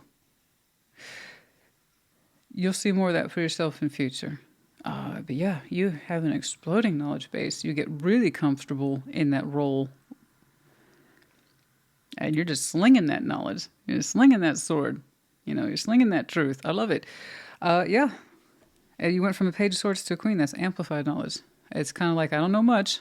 I'm new on the job. That's kind of like that. Page of Swords. I like saying, I'm new on the job. Be nice. To the Queen of Swords, it's like, now I'm running the place. So, you know, again, huge confidence in what you do and why you're doing it. And it's all information, factual based, rational, logic, reasoning. Okay, but man, to say you are getting work done is an understatement. That you are making big decisions in there and communicating them effectively is an understatement, like I said. So I'm glad you knew what you knew. It paid off well for you. This segment, though, I am curious about. The Hierophant, Page of Pentacles, and the Ace of Wands. I don't know, but it really looks like you're committing to some sort of phase in your life where you want to show and or demonstrate some really fresh or refreshed energy. Okay. What's this about, please? Show me the Hierophant, Page of Pentacles, Ace of Wands. What's this about, please? The reason I want to clarify this specifically is that it may not be related. These two, absolutely. This idea that you opened up with, I knew I was headed for long days and nights, but look at me now in future. Yeah. That absolutely fits. You grew into your field very well, very successfully. This piece, however, may not necessarily be related, and that's why I'm curious. Five of Cups, the World, the Ace of Wands.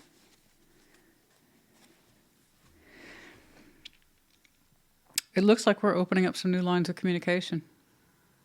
So for those, in summary, you're saying something about the past is over.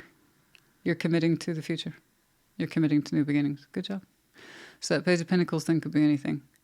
Where you invest yourself into some sort of new beginning and you mean it with the Hierophant. You stand behind your new beginning, your new goal, because you're saying the past is in the past and that's where it stays. Full stop. Five of Cups, the World, that's over. Eight of Wands, you want fresh communication, fresh ideas, fresh sources of inspiration or passion, or frankly, just a brand new beginning, you know. Your work seems to be extremely stable. You knew what you were getting into. You said you knew it would be difficult. You never denied that. It's taken off for you in the future. Well done. This piece seems to be specific, and you are feeling this now. You opened up with already knowing what you were getting into in the new year. You're closing it out quite well. The master of your craft. Man, I'll tell you what. Kicking ass and taking names over there. But this piece seemed to be a little bit more personal. And you said, I'm not going back to the past. Past is past, and that's all pain. No, thank you. I'm closing that out. Any communications you have at the personal side will be brand new in nature. So, and you're saying, that's what I commit to. I like your investment, and I don't disagree with you. Okay? I don't disagree with you. I like that. The commitment, though, the Hierophant there suggests that you have a higher self-focus and that you would like something, okay, that represents long-term commitment, but you also understand your commitments for you first. So it's like, if I commit to a new beginning, I have to eliminate old results because we know those don't work, right? I got you. All right. Justice, there you are. At Five of Pentacles and the King of Swords, it's like saying, this is the best way I can show myself justice and balance. is to accept some sort of break here. 5 of Pentacles. Okay. You're showing yourself balance here over a decision that you made some time ago. Get over abandonment, get over breakage by showing yourself justice and moving on. Okay? Knowing when to stay in it, even if it's difficult, because you have a vision of the future. Okay? We're experiencing some sort of financial success and a career. But when it comes to the personal side, just like I will never separate myself from my own sense of balance or justice or karma ever again. I am my own balance. I am my own justice. I am my own karma. And you're actually not wrong there. You are not wrong there in that respect. So while there is an abandonment principle here that hurts, you also say you stand behind it with firmness of mind and conviction. Okay. You personally stand behind that as being the right thing to do, even if it hurt. But that's how you are choosing to exercise your own sense of justice, your own brand of justice, your own brand of karma, okay, is by honoring, letting the past go, and forging ahead in your personal life, okay? Very good. I think I understand you. Wow, that's some very strong decision-making there, very strong will. You may not see it that way. Obviously, I'm quickly summarizing, but that meant the willingness to give up old pain and old regrets and old losses. Not try to make good on them anymore or try to claim them anymore. It's like your sense of justice is to move on and accept the break. I agree. Okay. All right. Whichever that was. New messages. Secret. Oh, so for those of you who are like, I want fresh messages. I want fresh forms of communication, fresh forms of intrigue and passion and new beginning flavors with the intensity of the Hierophant. But I still, you want new. It's coming. For some of you, Libra might be, FYI, your Mercury placement, okay? But messages, communication from a little secret something, a little secret somebody, okay? So if that's what you was wanting, that's what you be getting. Assuming is new. That's assuming, right? You'll know. It's somewhere in the idea of present or soon, okay? No going back to the past. New only. New communications only. On the personal side, you understand. This was already in place. Okay.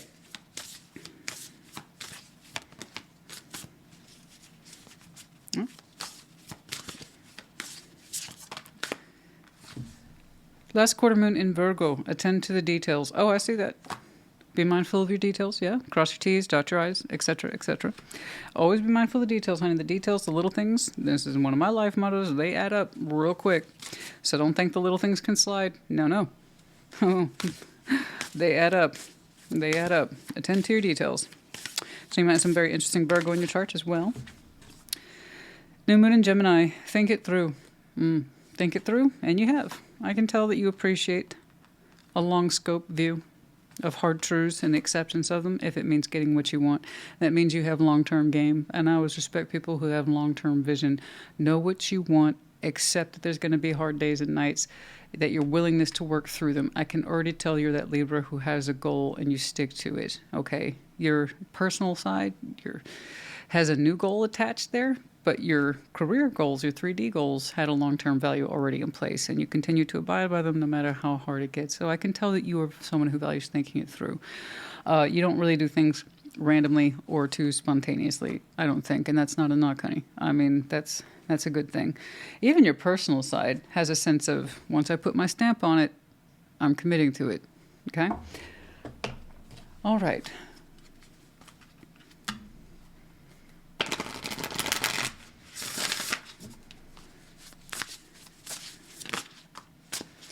Number 20, Feast of Plenty, choices and their consequences. Again, there's that sense of balance for every, that sense of karma and responsibility of choice is very much in you. It's like I show myself karma and I show myself justice by knowing when to leave the past in the past and leave it alone. Choices and their consequences. There's enough to go around. And you have to know what is for you and what isn't. I agree. Jeweled web, connectivity. You prize connectivity, who you know and why you know them. It seems to have served you well. Okay. Very good. Know who your circle is. We all have circles, but know who your inner circle is. There's those who get invited to the meeting, And then there's those who get invited to the inner meeting, the real meeting. Okay? You won't always be invited to everybody's inner meetings, and trust me, you don't want to. But you do need to know who's sitting at yours. Okay? Know who you're connected to and why. We have the letters D, P, G, O. We have the snake in reverse. No venomous thoughts or venomous intentions. In love or otherwise. It's just not where you are. Okay? All right. Libra, honey, I hope this helped you. Put in the comments. Take care. Be well. Taurus, welcome to your Sunday check-in. What's going on? Show me Taurus, please. What's going on for Taurus?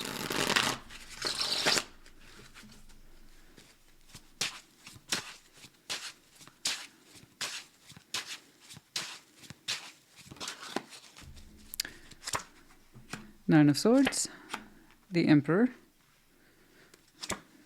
the Three of Cups. Okay. Four of Swords, the Star, the Queen of Wands, Queen of Pentacles, the Five of Wands, and the Devil. What's going on? I remember not being too thrilled with your Thursday check-in, although I think it had a lot more powerful elements. You know, straight away you opened up with Nine of Swords, the Emperor, the Three of Cups. You got something on your mind, and you want to show empowerment to yourself above all, right? I want to do the right thing, but something does worry you quite a bit. Nine of Swords, and you put some thought into it. Now, nothing's happening with it. Unfortunately, the Nine of Swords is such as that it tends to shut things down because now we're overthinking, we're overly anxious, we're overly worried, right? But still, the Emperor's here, you want to do the right thing. It's about connectivity. Three of Cups specifically, connecting and or reconnecting is on your mind constantly. And it's this question of what's the right thing, what's the right thing, what's the right thing? Well, it depends on why you want to connect with it. Okay, that's it. That's all it comes down to. Four of Swords, the Star, Queen of Wands. You actually have really strong reason to connect with this. You feel a strong kind of weight towards it. I'm not trying to reduce whatever that is to an it, but it's clearly outside of you. So the Four of Swords, I mean, it's still in a rest phase. It's still in this I have to think about it phase. Okay. So I can kind of tell you that Taurus has a tendency to overthink things, but eventually your process is that you get to a conclusion that you can be comfortable with. And you have kind of comfortably concluded and rested on the Star, Queen of Wands. Whatever this is, pulls me powerfully. I am strongly attracted to it. I have very strong desire towards this, and therefore I kind of have strong hope attached to it. So again, like I said, it kind of depends on why you want to connect with it, you know? And once you know that, things have a tendency to fall into place. I'm not saying you don't have some very powerful inclination, very powerful motivation here. You do. And you've rested on it too. You're like, okay, I know why I want to connect to this. It calls to me. It attracts me. It compels me. I feel like I'm being guided towards whatever this is or whomever this is. And then just when I think you're close, you turn around and you kind of do a reverse on your thoughts. You're like, nope, nope, nope, nope, which I will see you do. That doesn't mean I'm happy about it.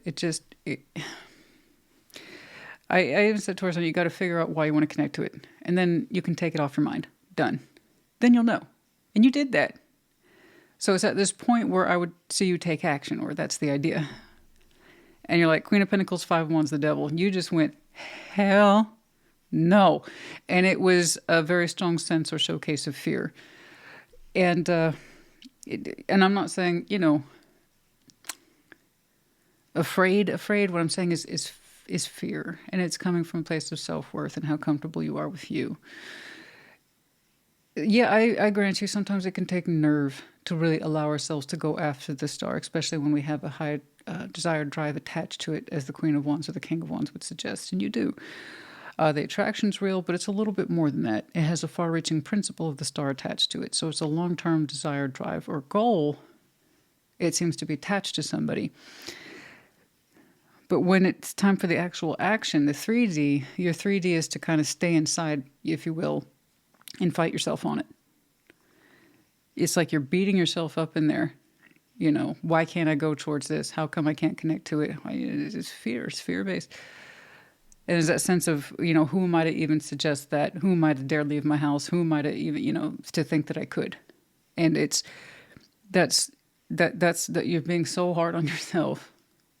You know, I would say you're being mean to yourself. Honey, when you don't question your self-worth, if you know you're worthy to connect, and it strongly calls to you, and you get that, and you feel like maybe it could be returned to you in some way. It's not a guarantee, but maybe you think it could be returned to you, then it's worth exploring, not berating yourself over. You understand? That's way too harsh. Queen of Pentacles, 5 wands, the devil. That's an internal devil based on fear and not a sense of worthiness. And, you know,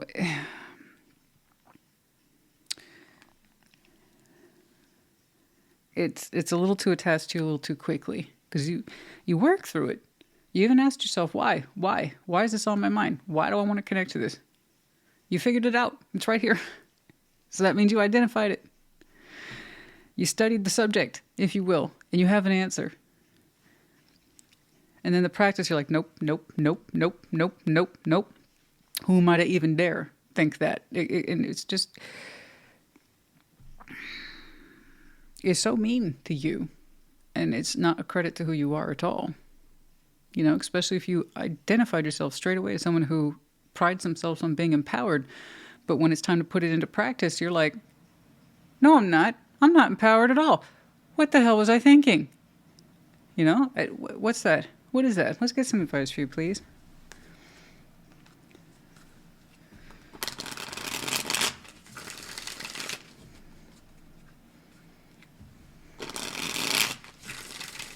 Let's get some advice, please, for Taurus. You act like you have nothing to bring to the table, which bothers me quite a bit. And this is a matter of self-impression, self-worth, and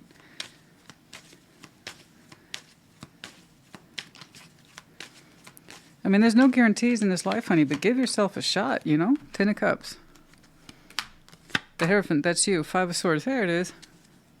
I know, you are showing me self-deception. 9 of Swords, is that the underlying 2? That's you, honey. 5 of Swords, we have self-sabotaging tendencies. You really want to believe for yourself that all is well, and it's not. It's not. Look at the way you treat yourself. There's no way in hell all is well. No, 5 of Swords. I'm not picking on you, honey. I read what's here, not what isn't. And your particular energy stamped on it. It's self-deception. Everything's cool, man. Everything's cool. 10 of Cups. Everything's cool just where it is. I don't need to change anything.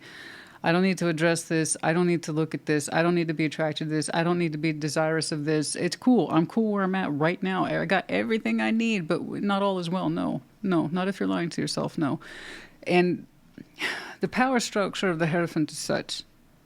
And this is why the Hierophant can be one of the strongest elements in tarot, and therefore one of the worst elements in tarot too, is that if he really wants to believe a lie, he will.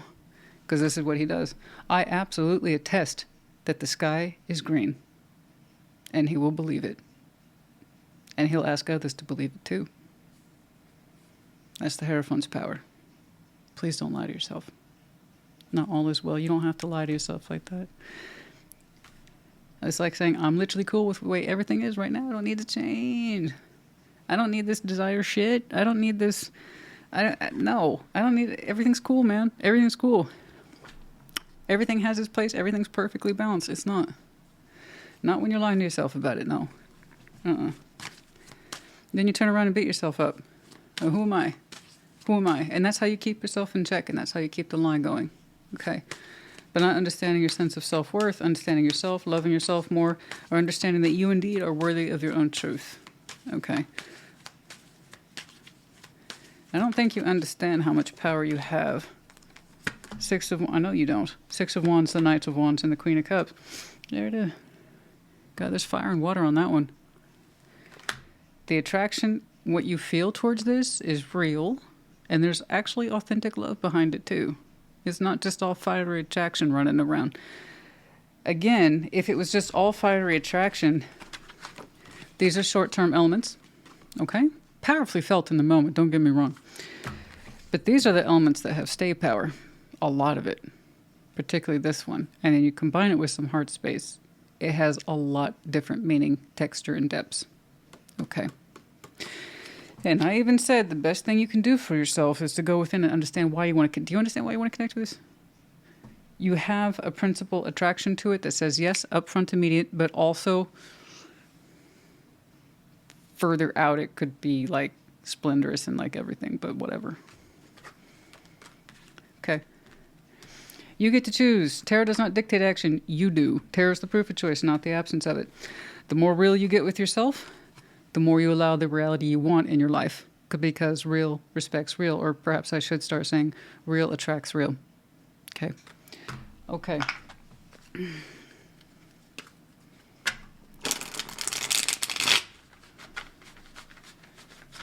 You say you're empowered, back it up. There, I said it. Come on, believe in yourself. Stop cutting yourself down and say you can't handle your own truth. Yes, you can. Stop lying to yourself. That's what I'm saying. You need to take better care of yourself. Self-care suggests self-worth. Because I love myself, I know how I would care for myself. That is going towards my heart desire, not running away from it, and then kicking myself later for it. Take care of yourself better than that. Come on now. Trust divine timing. Perhaps there will be a better time. I'm not telling you to wait. You will never hear me say that, especially to Taurus. Okay, because that will be your default mode whenever you have any self-sabotaging energy. I'm just going to wait. That's one of the best ways you shoot yourself in the foot. You can say that there is something to be had for divine timing. Today may not be your day, but tomorrow might be. Okay? It's more than signs and synchronicities. It's also a feeling that you can either squash it down, or you can listen to it. All right?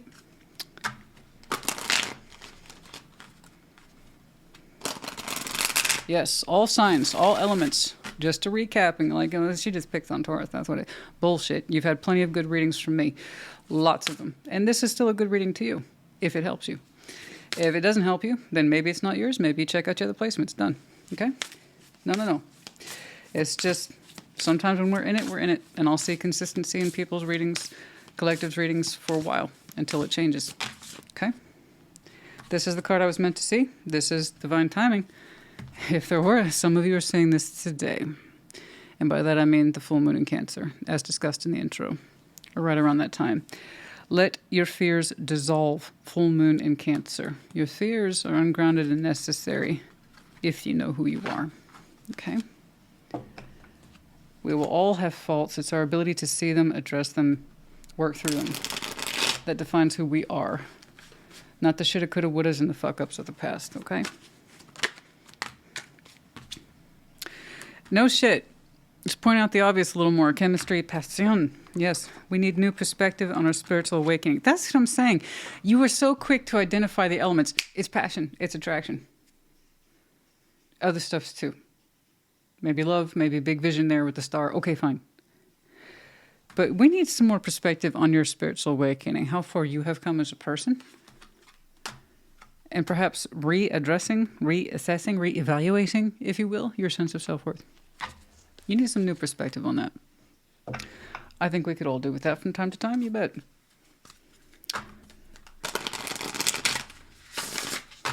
Yeah, okay.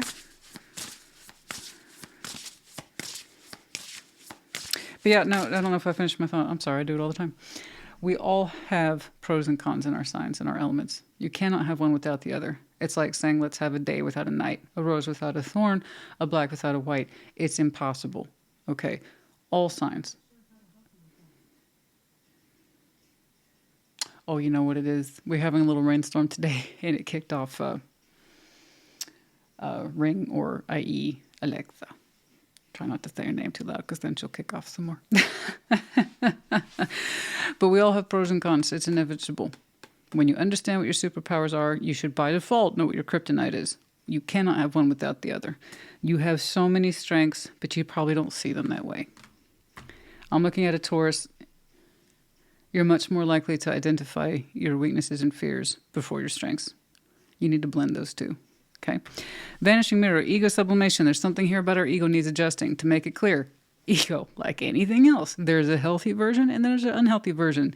And to be fully clear, you have to have ego to be alive. You cannot be a human being without ego. It's one of the things that keeps you alive. But people, like all things in this life, can take it to a weird place. So understand where your unhealthy your unhealthy ego is versus your healthy ego, because you're going to have both. Okay? Unhealthy ego is allowing you to do this. Healthy ego would allow you to do this. Okay? There you go.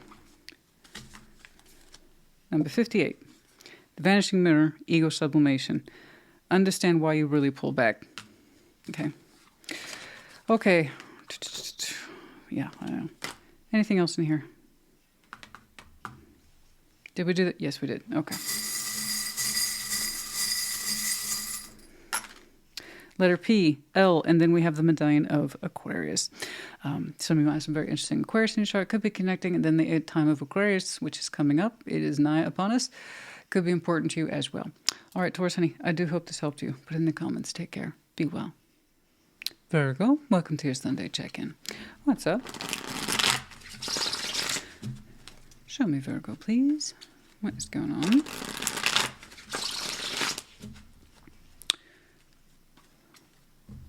What's going on?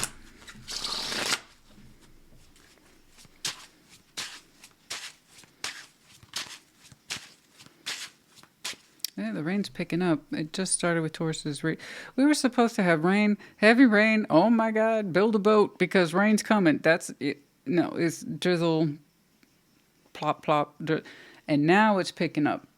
Now it's picking up for yours specifically. And I was like, oh, we can hear it now. All right, Three of Swords, the High Priestess, the Sun. Okay, that's good. Four of Wands, the Six of Cups, and the Four of Cups. Yeah, I see. You're fighting a good fight, honey. Six of Pentacles, Nine of Pentacles, and the Four of Pentacles. Okay. All right, in your heart space, you're feeling a particular intuitive pull, if you will. Now, is there some Three of Swords in there? Mm-hmm. Do you feel a little hurt? Mm-hmm. There is an intuitive feeling. It's based on fear of rejection. You fear in some way, fear and feel that you might be rejected. And yet you also feel the pull of the sun. So you're getting mixed results in your intuition. It's hard to listen to yourself when fear's there. But you're not wrong. You could be hurt, right? You might continue the hurt, if you will. You might be rejected. And yet you have this hint, a shadow that's actually the sun, that things could be happy if you listen to yourself instead of the fear.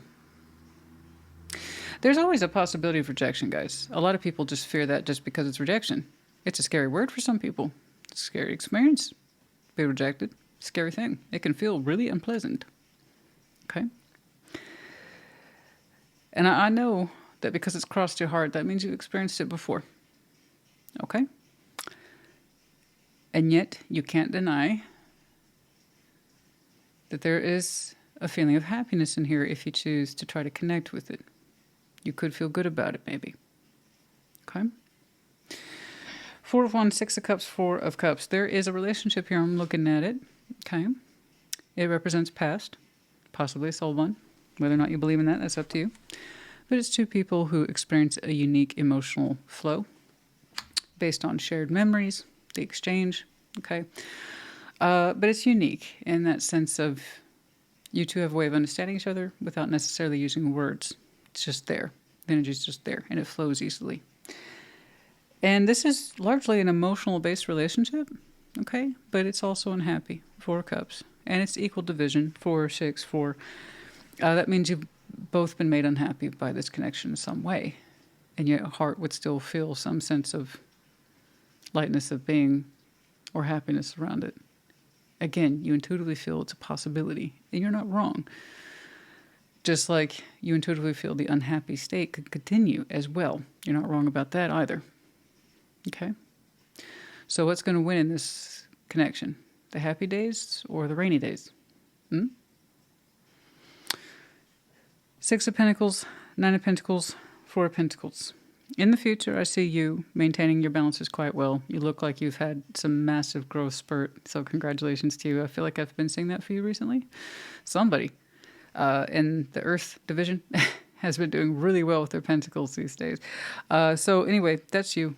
Your balances are looking great. You yourself are looking personally quite secure, well-to-do, experienced, very good. And that is part activation of everything that works for you and knowing when to prune back with the Four of Pentacles. You don't always give everything of yourself to all of your endeavors, okay? You have to be very selective here in terms of your time, energy, and effort. But yeah, you're always adding, carefully adding and maintaining your garden, which is growing a little bit more every day. So like I said, it's a back and forth between active contribution and knowing when to hold back. I agree. That was straightforward. You know, and you're going to have plenty of time in the future to reflect on how much you've grown in your own personal garden there and be happy with what you've done. And I'm happy for you for that reason.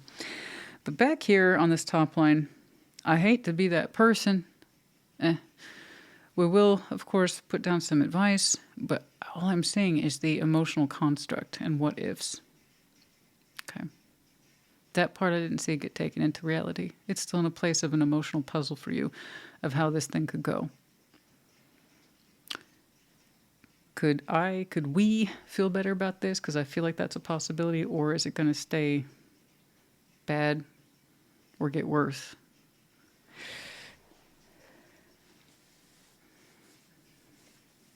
To be clear, you two still exchange emotionally, even if it's not in person. You're both connected to this in some way. Okay. And I know that doesn't help you very much, but until you work through this more, about where your intuition is trying to guide you and how you might be open towards it or understand that maybe you shouldn't be, because that's a possibility too. Let's get some advice, please. Yeah, you've both been made unhappy and disappointed in it. There was definitely an issue of being on the same page emotionally. The Four of Cups there is equal division. You might have felt one way about it, they might have felt another way about it, and yet you two have a common bond. You know, with that Six of Cups. You both recognize a relationship in some way, mostly, like I said, from the heart. Okay, let's get some advice, please. But until you make more progress through those fears of being rejected, and can you feel more warmth in this than coldness? Yeah. It's going to require more to be put into it.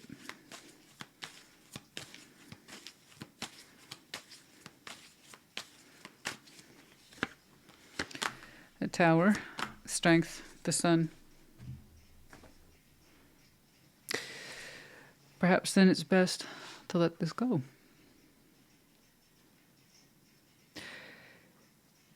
There's an insight here with the Tower, Strength, and the Sun. We feel like we cannot face this, even if we also feel perhaps the happiness attached to it. There's something here about lack of strength to face this, and I'm not really sure it's a matter of strength of will or conviction or facing one's fears. It's just that sense of it might be in your energy then, Tower, Strength in the Sun, to let go of this idea of happiness if you cannot move towards it or make progress towards it. You know, perhaps I have to all the time with strength. People take it for granted that it's easy. It's not easy. Strength can work like this, and it can work like this. Okay. The happiness you could potentially feel from this has to be enough that you would go like this. And if you honestly say you could not pull it towards you, or you don't have the strength to pull it towards you, then you need to have the strength to push it away. And for some of you, you may not know it yet, but you might have to have the strength to push this away. If it's a happiness you feel you cannot reach, acquire, or aspire to, or frankly don't have the strength within you to try to bring it into your life. Okay? It might be best then to let it go. Some of you, we are not aware of this yet. Now, I'm not trying to be the doomsdayer. I'm saying there had to be some sort of resolution here. Because you showed me two equal parts. I could love this. It could make me happy. We have a bond. I know we do. You do have a bond. They feel it too. But you both look like you're unhappy by the bond. In the shadows, the fears of rejection surround your heart. Okay. In some way, you inherently feel you're going to have to reject this or be rejected by it. And that's a whole backstory. You would know why. If you are so bold and brave and you feel like it would help you, feel free to share why. It's going to be different a little bit for everybody. Okay?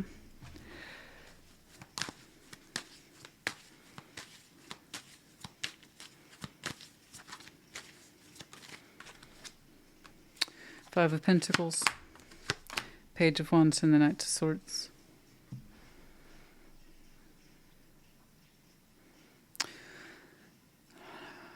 Right now, I can see that your current pace is energy towards that which you can correct and build and work towards.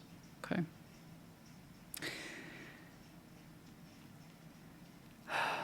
And that shows in your future. I can tell that you're much more comfortable taking action in reality. Okay. It's frustrating because I see such a small portion in you wanting to tackle this breakage. But is it big enough to pull it towards you? That's the question.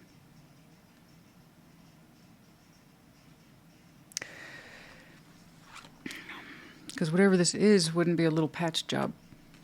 Okay? It would require more than that.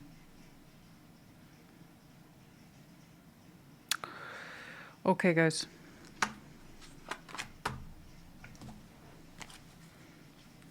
You know, not every soul bond we meet is meant to be in our lives indefinitely. That's something that's really hard for people to wrap their heads around.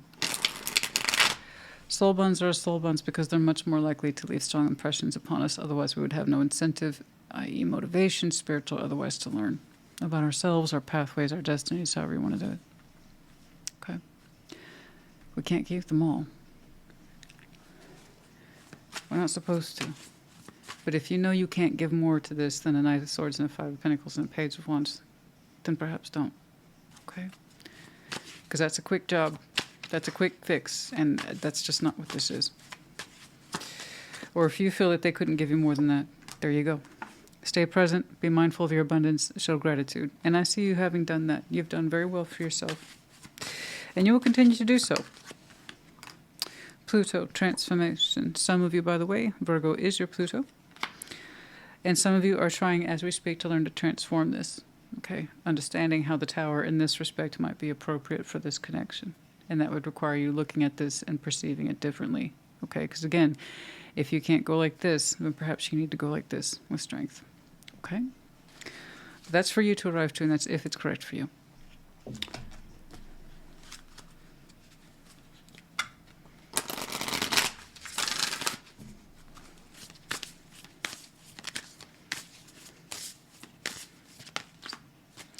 Cool your emotions, full moon in Aries.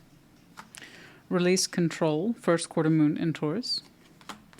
And you, last quarter moon in Virgo, attend to the details. Okay?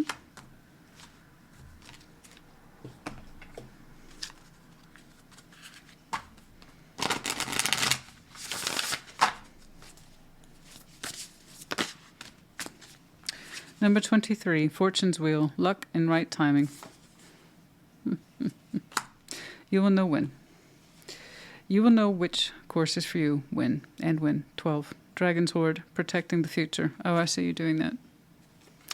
I see you doing that. When it comes to your 3D, no problem. You've got yourself shored up for the future and beyond. Okay? Maintaining careful balances and knowing when and where and how to give your time, energy, and effort. That seems to be a non-issue for you, at least in terms of your 3D, personal work, finances, career, this kind of thing. That's a non-issue. Emotional energy, spiritual energy requires similar effort. It's just not as obvious because it often takes place in realms that you can't see. It doesn't have an obvious paycheck. It doesn't have an obvious bottom line. We really have to go by with what we know, what we've witnessed, what we've participated in, and what we feel. You know? The bottom line can be just as rich. But two people have to want it. And that means the willingness and ability to try to bring it into the world, fight for it, to sustain it. And you have to know that that's correct for you. And would they say the same? Would they do the same? Can you two meet each other halfway and honestly say you would both give the same effort to this? Or is somebody always going to stay back there in first gear because they're afraid to shift into second and third? Okay. So while the bond might be sweet and it might be old, that means nostalgia. It may not be sustainable if we can't put ourselves into it. Not completely, not freely. Okay.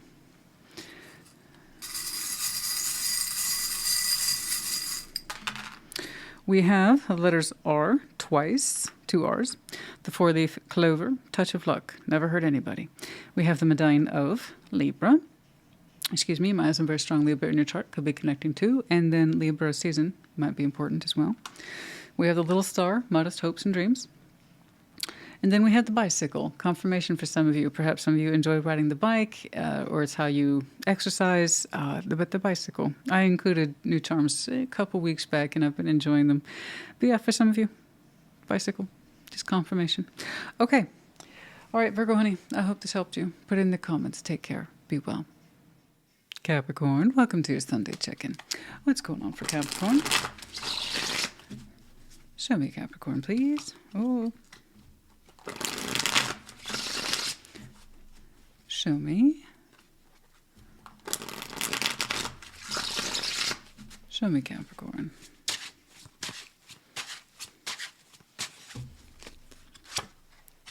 The Wheel of Fortune. The Moon. The 10 of Pentacles. Ace of Swords. 2 of Wands. Devil. That amused me. 6 of Pentacles, the 9 of Swords, and the Knights of Cups. You know, it's interesting to me, with the passage of time catching you up, okay, and looking back on time and where you are today, the Moon, 10 of Pentacles, it's like, it's kind of like it's no secret to you now. There was no mystery in this particular sauce. Like, you created it. It's, don't get me wrong, there'll be things such as divine timing and maybe some very strong influence that happened into your life, okay, such as judgment calls, things like that. But for the most part, there's really no secret here about your 10 of Pentacles. You earned it. You worked for it. It's your foundation. You should be proud of it. It's kind of like you were always headed in this direction. Perhaps it just wasn't obvious 10 years ago, or however long ago it is you started your foundation, but it really shouldn't be a mystery to you. You had a direct hand in it, you know? You built it upon principles that were established a long time ago, but perhaps you just didn't know what they were or what the strict definitions were. But it's kind of like saying there's no mystery here. There really isn't. Your foundation is laid out the way it's laid out because you put yourself into it. You know? Don't get me wrong. Like I said, there's going to be moments of influence and the unknown, yes. There's no real mystery. Things had a way of unfolding the way they unfolded because of you. You know? It couldn't have been any other way. It was yours. It looks like you did a good job. Ace of Swords, 2 of Wands, and the Devil. You put a lot of yourself into it. You can see that now. Ace of Swords being perfect clarity over this subject. Even you were like, I know so much about myself now that I didn't then. And it's not really until your foundation is grounded and stable that you can kind of appreciate yourself better. It's like you're saying, after so much time, I'm able to define myself better now than I ever could then. And I had no idea where I was taking me. It's almost like you're saying, I built my foundation subconsciously, but I see where it's coming from now. I see what parts of me were at play when I was creating it. And I don't know why this is being shown to me. I have no clue, except for the Capricorn I'm looking at. You are in deep reflection of this now. How far you have come and how you're so able to articulate who you are to this day.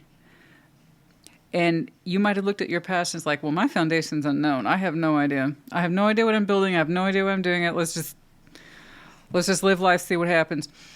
And no, you had some strong principles attached to you. It's just you're able to define them now. Okay? It's showing such a strong reflection. How far you've come, and you're able to embrace knowledge about yourself now that you couldn't then. But again, I have to insist that foundation, every now and again we've had influence from the universe. Yes, true. You built it though. It's still yours. I just don't think you knew you were building what you built at the time, but you can see it now, right? Hindsight's 2020. You make more sense to you now than you did however long ago. And that's the passage of time, guys. That wasn't yesterday. We were talking in excess for some of you like a decade or more. Your particular pathway. It wasn't clear to you then, but it is now. That's sweet, right? That's pretty cool. Some people can start with a plan. You know, back in the days when I was counselor and helping people with the big life goal stuff, some people were so afraid to start anything because they couldn't see themselves absolutely doing it for another 10, 15, 20 years. And it's like, you don't need to. Just get started. And so many people will freeze, what I call freeze and seize. They will just freeze and seize up. Okay, because things don't make absolute perfect sense that they can stand behind with total conviction at, say, age 20 that they could at 40. And so they do nothing. And maybe one day we just hope it kicks in for them, 25, 30, get started, get started, get started. You know, what you commit to today might be different and probably will be different than what you commit to in 10 years, but just start with something today. So I applaud you then. You didn't exactly know what the hell you were building how many years ago, but you do now. And it's like, it makes total sense to me now, Christina. I get like you literally find yourself in it every day. And you make a note, by the way, to try to live and work and think in the present every day too. What did I learn about myself today? It's kind of like, I don't want to take my history or my time for granted again. I want to know what I'm doing from this point forward. Cool. And so while this has a very large sense of looking back and respect for time and yourself as a developed person or a developed Capricorn, as I would say, it's interesting a little further out for you is when I actually see you more. Okay, so what's actually going on with you? Just please know that there's some stress for you in the future, but it's going to be fine. One of the balances for which you are used to is going to cause you some stress. I don't quite know why it's coming up. I just know that you can handle it. The only advice that you're being shown is that you're going to open your heart towards it. Okay. Instead of shutting it down.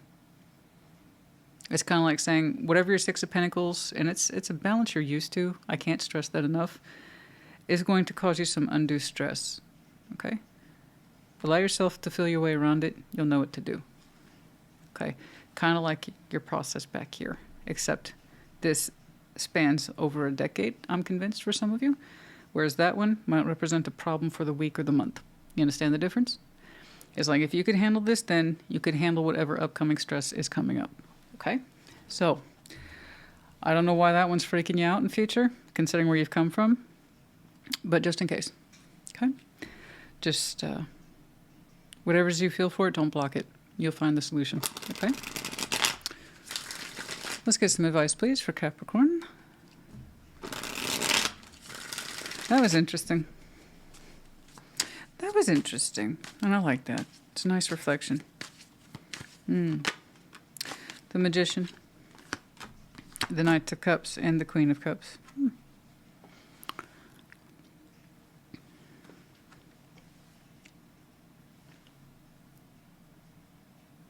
Something here that represents love for you in future. You've been, whether you know it or not, manifesting it. So by the time it shows up, it might freak you out a little bit. Just remember you summoned it. Yeah, people forget that all the time. I wasn't manifesting that. I hear it all fucking day. Yeah, you were. So that's why it's better to acknowledge it. But this is something that you've been manifesting from the heart. By the time it shows up, it will show up in the form of a balance. That means something in your life for which you're already familiar with. It might stress you out. But just do keep in mind, you're manifesting it in the background of your heart for a while.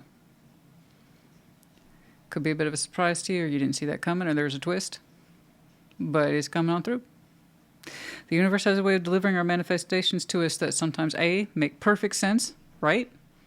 And we get it, we know exactly what it is. But for a lot of people, it's B. What the hell is this? This was not what I was expecting. Well, that's what's best for you.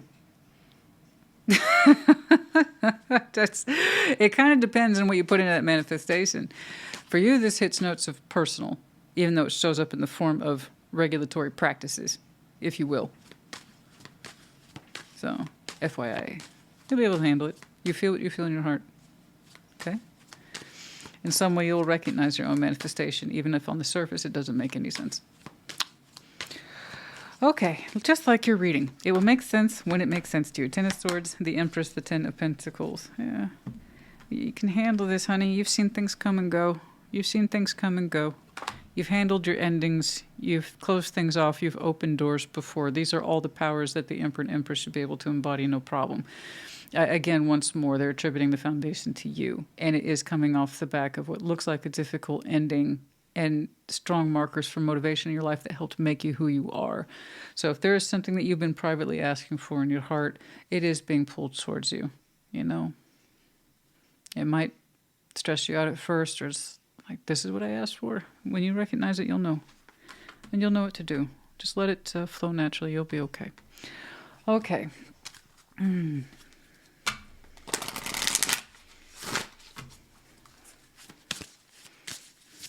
Oh, New Moon and Leo. Time to shine. I got a couple. That's the one I'm meant to see. But we'll go ahead and go through these. For due course, full moon in Libra, find the balance. Last quarter moon in Cancer, take a breather. First quarter moon in Aries, step into your power. But this was the primary. New moon in Leo. Time to shine. For some of you, you have a very prominent or key feature Leo in your chart.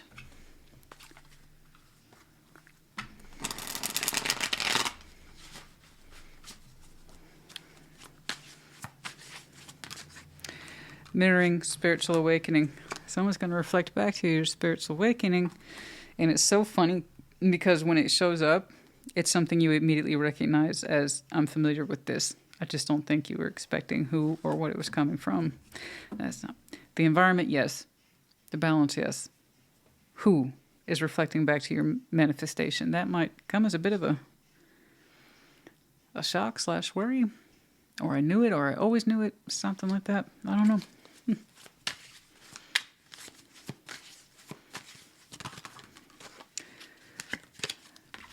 I was kind of dawdling on that. That's the key takeaway there is winter. So for those of you who live in the northern hemisphere, winter would be soon. Like any day soon. For the next couple of months or so. Kind of depends on where you live. Like I live in the south, so even though we have a winter, it's a very short one. It's a short one. Let's put it that way. All right.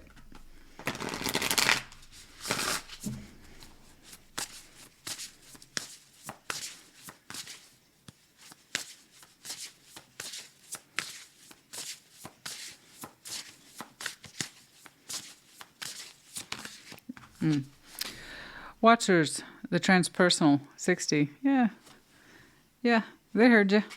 And the unmarked trail, revelation. It's on your trail, but it was unmarked, I suppose. Revelation for you, insight. Ah, I get it now. 57 and 60. That's pretty cool. That's pretty cool. I guess you were heard, honey. It's like, well, Capricorn, you were looking too long and too hard. Let me show you how easy it was, apparently. We have the letters J and D. We have the coffee bean in reverse. Some of you are not big fans of coffee. How dare you? Let me guess. You're a tea person. No, I'm kidding. Some of you are like, I don't do coffee. And that's very specific to some of you. You hate the smell, you hate the taste, or frankly, it does nothing for you. Can't relate. But you're like, hey, I like my sugar-free Red Bulls, okay? I don't know. But it's maybe just something to do with anti-coffee. I don't know. You're not big on it. You don't like it. Or something about no coffee dates. I don't know. Something like that. It's very specific. You let me know if that resonates with you.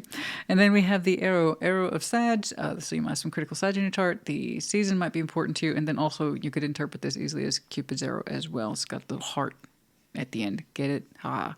All right. Cupid's arrow. All right, Capricorn, honey. I hope this helped you. Put it in the comments. Take care. Be well. Scorpio, welcome to your Sunday check-in. What's going on, please? Show me Scorpio. Show me Scorpio. What's going on for Scorpio?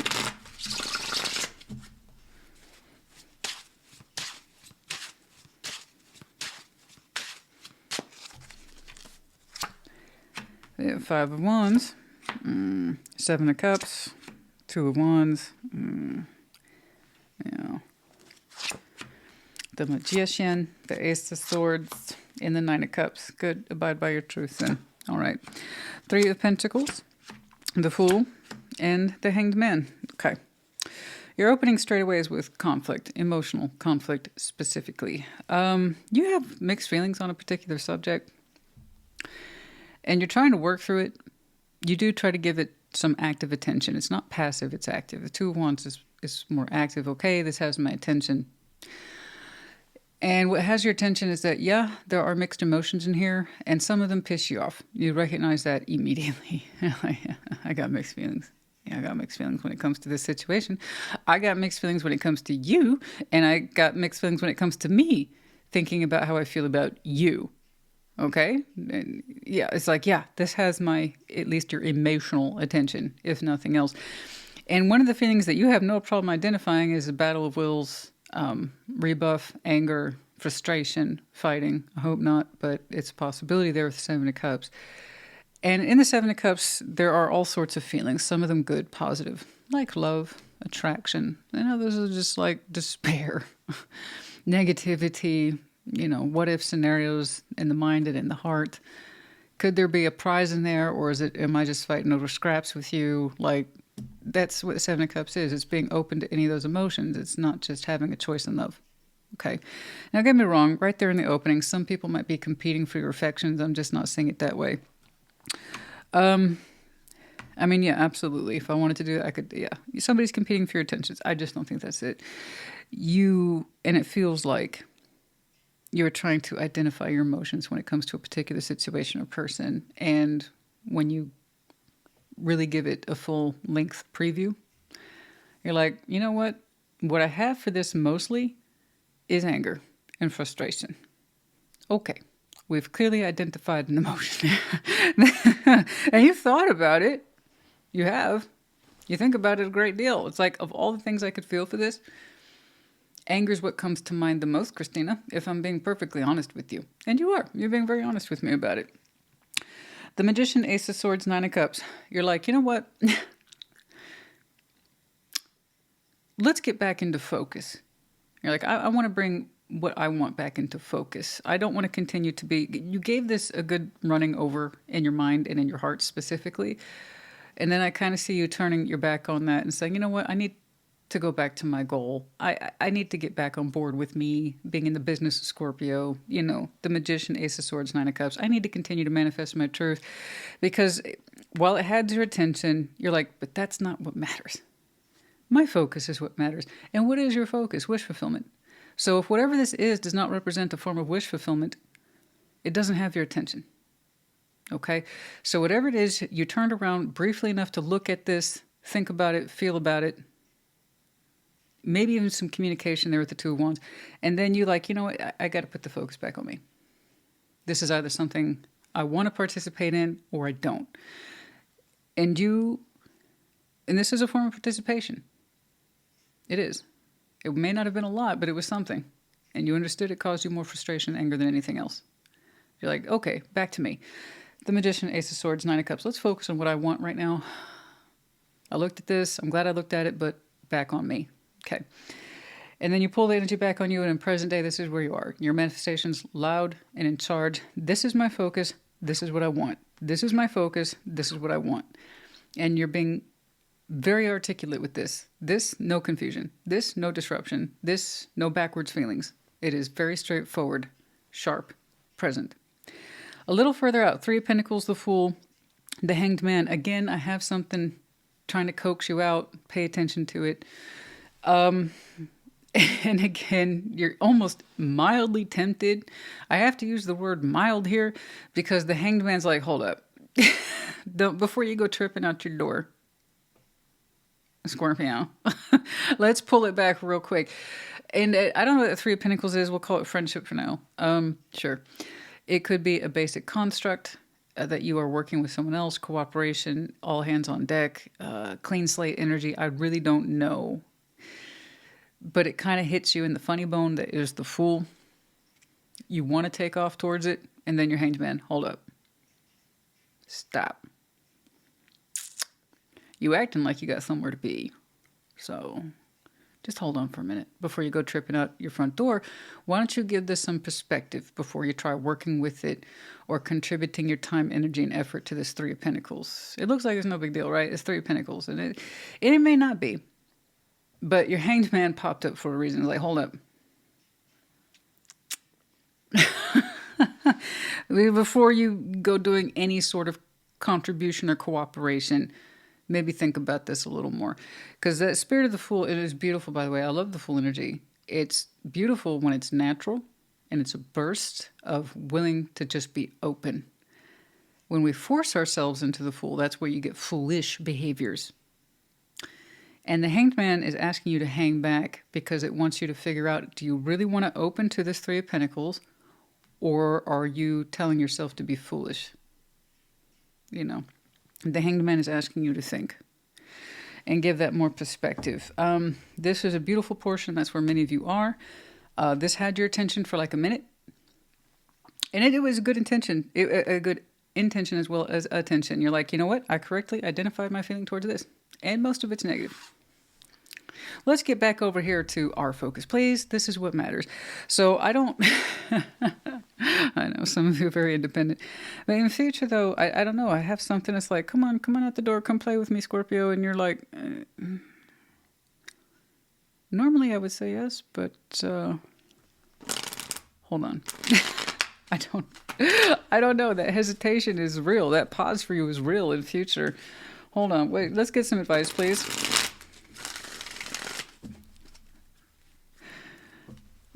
I don't know.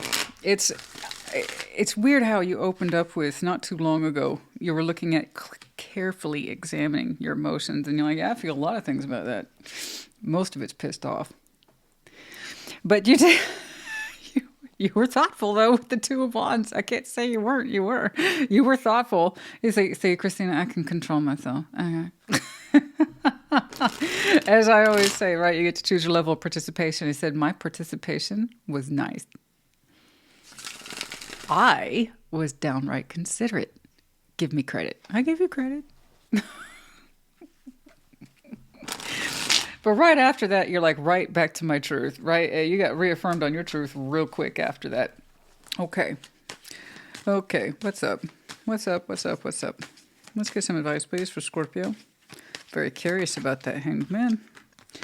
Two of Swords, King of Wands, the Four of Cups. Yeah. Just, don't get me wrong. You're showing me marks of passion and ambition, and that you tend to have a lot of outward drive, which is what I would associate with the Fool. You have that, but you're saying there is something here that remains to this day confusing and unhappy. And because it was never addressed fully, you hesitate. And you're saying otherwise you're that person, you know when and where and how to proceed. And I believe you. Yeah, something tells me when you got a goal, you get your damn goal. That's right here. And you have no problem. You're not adverse. You're the Scorpio who is not adverse to taking chances. You're really not. You don't mind changing. You don't mind new beginnings. You really don't mind trying, shooting your shot. That's evident. You're saying with this, though, it would probably be foolish. There's an unhappy, confusing subject attached to this. And it was never cleared up. Same page issues as well, possibly surrounding this, whatever this is. You have mixed feelings on the subject. Let's put it that way. And what do we say about mixed feelings? Mixed feelings mean no. Okay. Anything else here, please? Ace of Cups, Three of Swords. Yeah, I got some unaddressed pain in the heart there. Unaddressed. That is, of course, our symbol. Ace of Cups. There's some pain in that heart. Three of Swords. You're saying that's the issue. That's the reason I just don't go tripping out my door towards this. Otherwise, I have no problem starting over or taking a chance. But there's too much residual pain in your heart over a particular subject. Otherwise, you're confident. I pull it towards me, Scorpio. I see that. All right. Well, you know, this is what happens when pain's left unaddressed. It festers like any wound. That does not unobligate you, however, from addressing it and healing it and finding closure for your damn self. Common misconception. You do not need the other person for closure, but that doesn't mean you have to trust them again either. Ever. You know? It depends. You know? It depends. Someone's either earned their trust in your life and they helped you clean up the mess. They addressed it, you addressed it, or they didn't. You know, you're not just tripping out the front door for this partnership or friendliness or whatever it is. It's hidden emotions. Too many hidden emotions?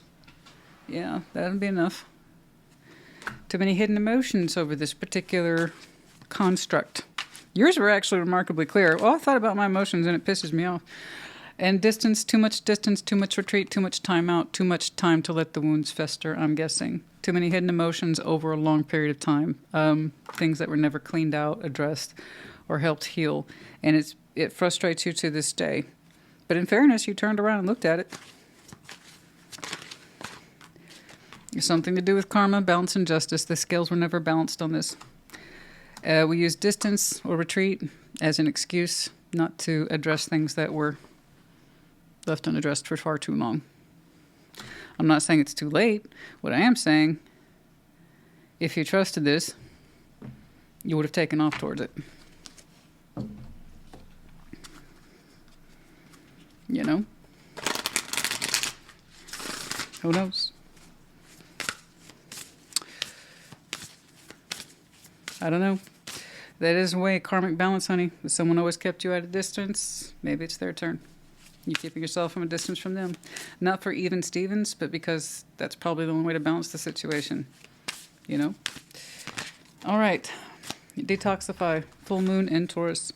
First quarter moon in Pisces. Honor your feelings. That's what I'm saying. You purge yourself from this. Detoxify those feelings. I don't think you need them. If something caught your attention, you turned around, looked at it, and then you went back on your own path. And then honor your feelings. Yeah. Honor your feelings. You have to. All right? There are consequences if there's two people involved and you two didn't honor each other's feelings. So you can at least honor your own. Okay? Give yourself that sense of self-respect. All right. If your instinct is telling you to hold back, this ain't the time.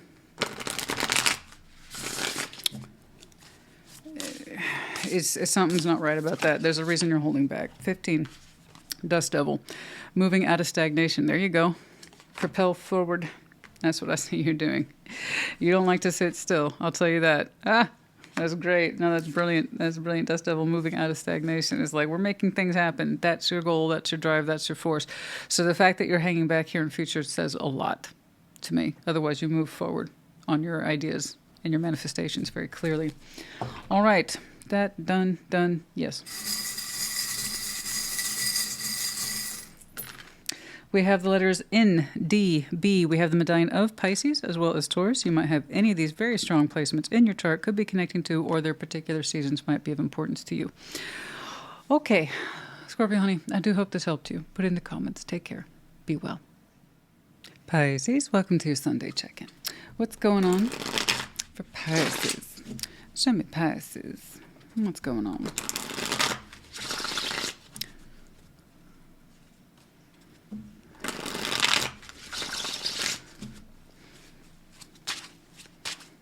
I don't know why I'm telling you this, but it just hit me as an impression.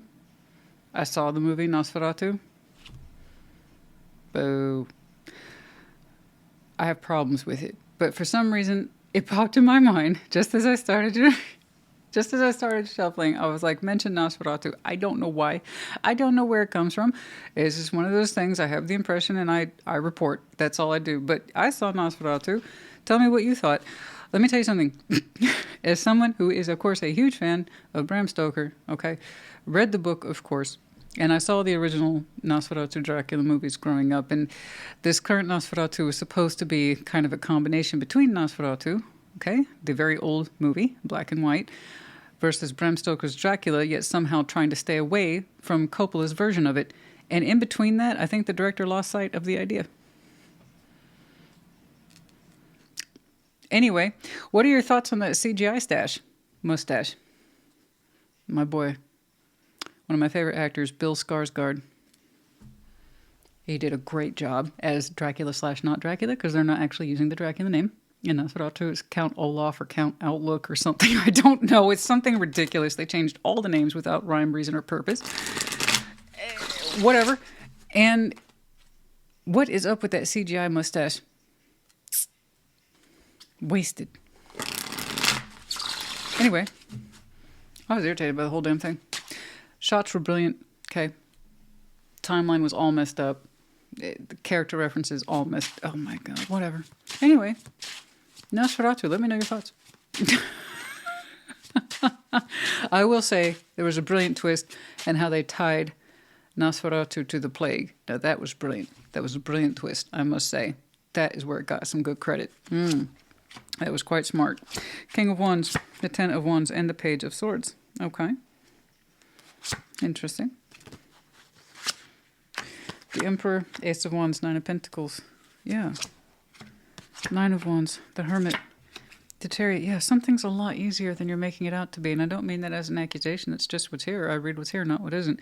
King of Wands, Ten of Wands, the Page of Swords. It's almost like you don't want to admit to yourself that things could be a lot easier than you're making them out to be. It's kind of like, I'm going to do things my way, which is the hard way, but it's the better way. And that insistence is coming from you. So I don't know what it's about, but it's a Ten of Wands that you're choosing to carry unnecessarily. Page of Swords is very small insight on the subject. King of Wands is big, I got this energy. One is absolutely taking away from the other. We are carrying something unnecessarily, making things a lot harder than we need to. But then we have a certain kind of pride about it. Well, this is how it has to be done. I have this is just heavy. Life's heavy. Shit gets heavy sometimes, and but this is how we deal with it, though. And there's pride in there. I think pride's getting a little bit in the way because there is, from what I can tell, a much more efficient way to handle whatever it is you're handling. The Emperor, Ace of Wands, Nine of Pentacles. Something here to do with more standing in our power and having direct confrontation, but with good energy attached to it, positivity. Okay, knowing that you can. And I am seeing someone outside of you here who seems to be on the receiving end of your energies. We show empowerment. We stand up for who we are, what we believe in, our real thoughts and our real feelings, and we have a direct confrontation, but I have to emphasize, even though it's direct confrontation, it's largely positive, Ace of Wands. And then everything gets a lot easier. A lot easier. But you're like, no, I got to carry this, and I got to do it myself, and no one else can do it but me, and I have to keep all this crap to myself, this burden. It's just how it is. It's just how it is, baby. It's just, some of us have to carry the wands in life, and this is our method, and we can't change our method or deviate from it, change our thinking on it, or how we approach it. It has to be this way. That's just not true. So I don't know how long you've been carrying your bundle there, but it's mostly pride that's allowed you to carry it this much on your own, insisting that there's no other alternative. You're just going to have to, if you don't like it, you're just going to have to lump it, that kind of thing. And that's self-imposed. It is self-imposed with full conviction that you can't do it any other way. Just ignore it and just grin and bear it or take the brunt of it. It's just not true. We offshore our energy more positively towards someone else, and you get results. You know, the Emperor here stands in his power and says, I can't carry it all, that's why I delegate. You know? I can stand in my power, I'm a big Pisces, I can say that. And here that negative energy is converted into something positive when we put good intent behind it. And it is directly confrontational, but it's largely positive, and it helps you a lot. And then I see someone standing there, and they're the recipient of it. And they're there because they want to be. Nine of Pentacles is independence, free will. So whoever this is, they're listening or they're participating in some way. But it's kind of like you went from, I don't need help, I'm the only one who can carry this, to, I was wondering if you could do this because you're so good at XYZ. Or if I could talk to you about this, XYZ. Regardless, it's a form of empowerment here. You addressing this at all, understanding that whatever this is, it would be easier for you to share the heaviness and present it to someone who looks like they're equipped to handle it, give you clarification on it, or frankly can just take it over. I don't know. I don't quite know what this is. It has the heaviness I would associate with goals and work, but it's personal pride. It says I can't talk about this or discuss it. But we know this isn't true. Okay, so the Nine of Wands, the Hermit, the Chariot, that is literally you saying, I'm so glad I changed things up. I'm so glad I had the power to change. I'm glad I'm not that stubborn. I'm glad I broke my own behavior pattern. So the Nine of Wands is doing the same thing over and over again, expecting different results, which is why we get the Wounded Warrior, because he won't stop fighting the same fight, and therefore he gets the same results, and why he's still exhausted. You see what I'm saying? So the 9 and 10, as we know, are not that far apart. The Hermit's like, hi, I'm so glad I stopped doing the same thing. I know better, and I know you know better. I'm looking at a Pisces. I know you know better. You've lived life. You walk some paths, man. I see it. I see it here. You have experience. You have wisdom. So use it. This isn't something you're not...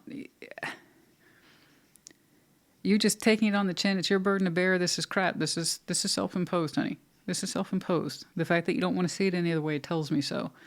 Until one day you do. And I'm really quite curious between that bridge point, between being a prideful king to an empowered emperor. Okay. 9 of Wands, like I said, the Hermit and the Chariot. Man, do you propel forward after that? You feel so much more freer to move forward, to advance yourself. Personally, professionally, a little bit of both. I don't know. But you take off like a rocket after that.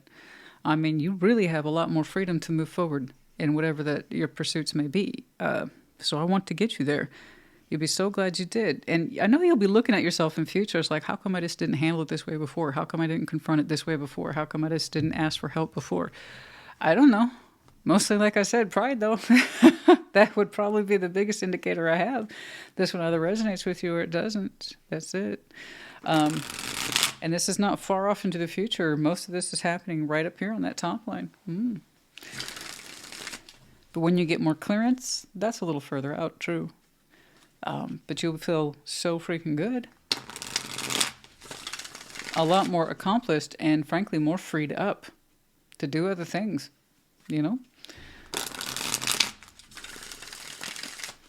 It's more like a freedom of spirit down there, okay?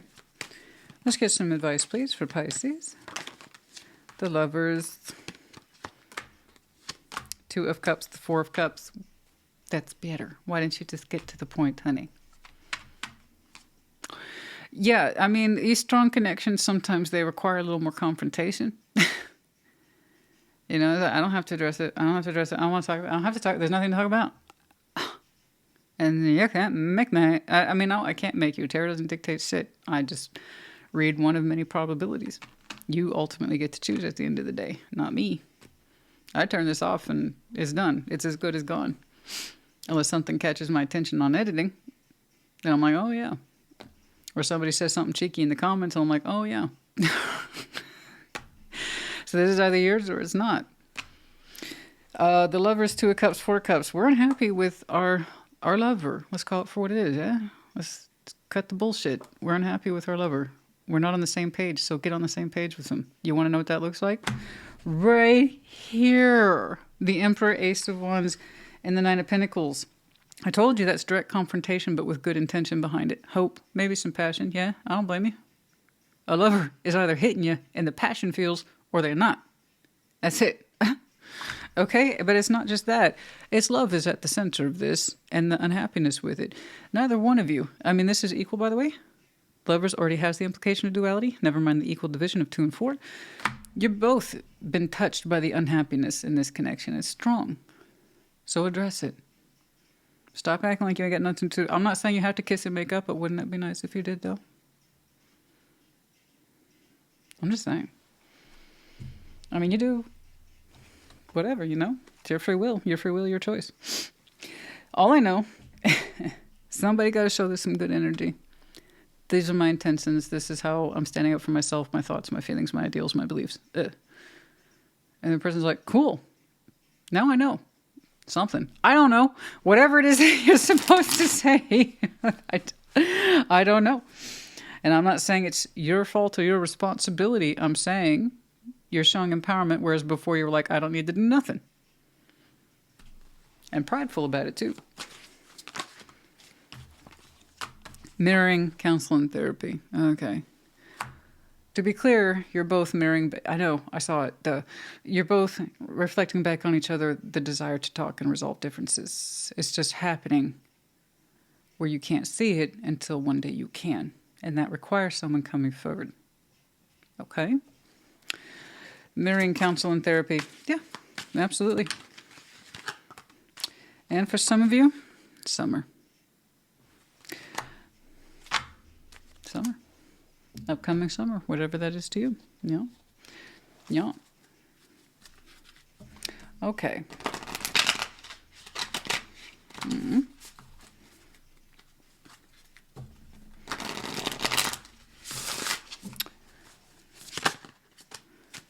The Wailing Tree in a tidy house, clarity and organization. That's interesting. Wailing Tree, the shoulda, coulda, wouldas, and then reconciliations, and it's kind of like, no, why can't I? Oh, no, I don't need to. Yeah.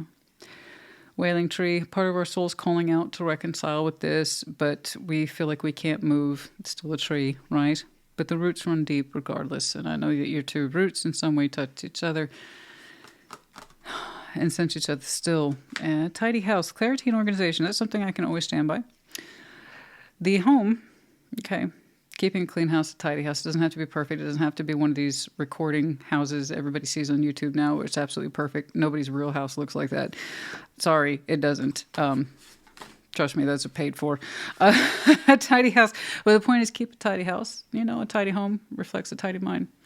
The environment that we live in often reflects who we are emotionally and psychologically. Okay? So you cleaning up the house, maybe reorganizing some things that might help you give you some clarity, but some of you in the process of clearing things up, you will run across something that triggers a memory.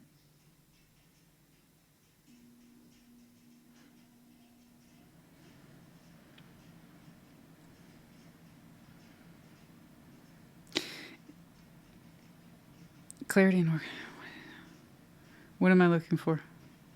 It's not that you're looking for it. It's in the process of clearing up. You find something you haven't seen in a while, you haven't thought about in a while. It gives you a thought, an inroad, something that gives you an idea, sparks an idea. There's something in my hand. What is it? Gosh dang it.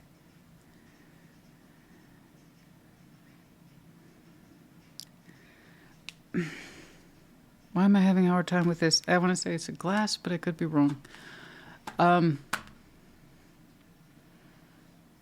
It has weight, but it's not heavy. It's cold, it's cool, transparent. That's for some of you. Anyway, clean up the house. You'll run across something. You'll run across something. It will give you clarity. It will give you clarity. Okay.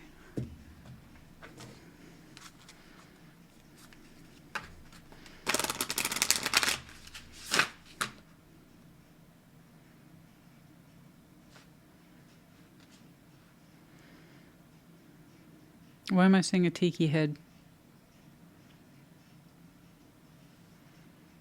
You know what I'm talking about? Is it a tiki head? What are those things on Easter Island? That's the stone heads? What is that? The stone heads on Easter Island, or a tiki head from I'm sorry, I can't see it. I can't. It's there though. I have the visual impression, but I don't quite understand it. I don't understand it, you guys. That's all I do is I report. I just report. That's all I do. Okay, last quarter moon in Virgo. Attend to the detail. A lot of folks are getting that. Be mindful of the I promise you, clear up your house. There's going to be something in there. Oh, I'm frustrated. I'm frustrated because you get so close to things and then it's like, yeah, but not quite. It's like I like to do. I know us. I think I got this from a piece of fiction. I don't remember if I read it or if I saw it in a movie or in a show, but it's like we all have a flashlight. It's just you don't always get a consistent, steady point of light. Sometimes it clips out. Sometimes it's fuzzy. Sometimes it's very low light. But yeah, that's kind of what it's like. If you know, you know. Okay, we have the letters Q, H. We have the mask in reverse, taking the mask off. Okay, presenting true face, empowerment. We have the medallion of Libra in reverse, the keyword here being charming. Libra might be a very important placement for some of you this season. Okay. And then we have the spider, and that's non-threatening. It's the idea of a web. We want to build a web around this. We want to include it as part of our environment. But again, it's not meant to be threatening. The spider's a powerful creature. Okay. Pisces, honey, that was interesting. That was weird. That was interesting. I have no idea why I brought up Nosferatu. I have no idea. Anyway, I hope that helped you. Put in the comments. Take care. Be well. Cancer, welcome to your Sunday check-in. What's going on, please? Show me. Cancer, what's up? What's going on? Show me, Cancer. And one more. What's going on, please? Show me, Cancer.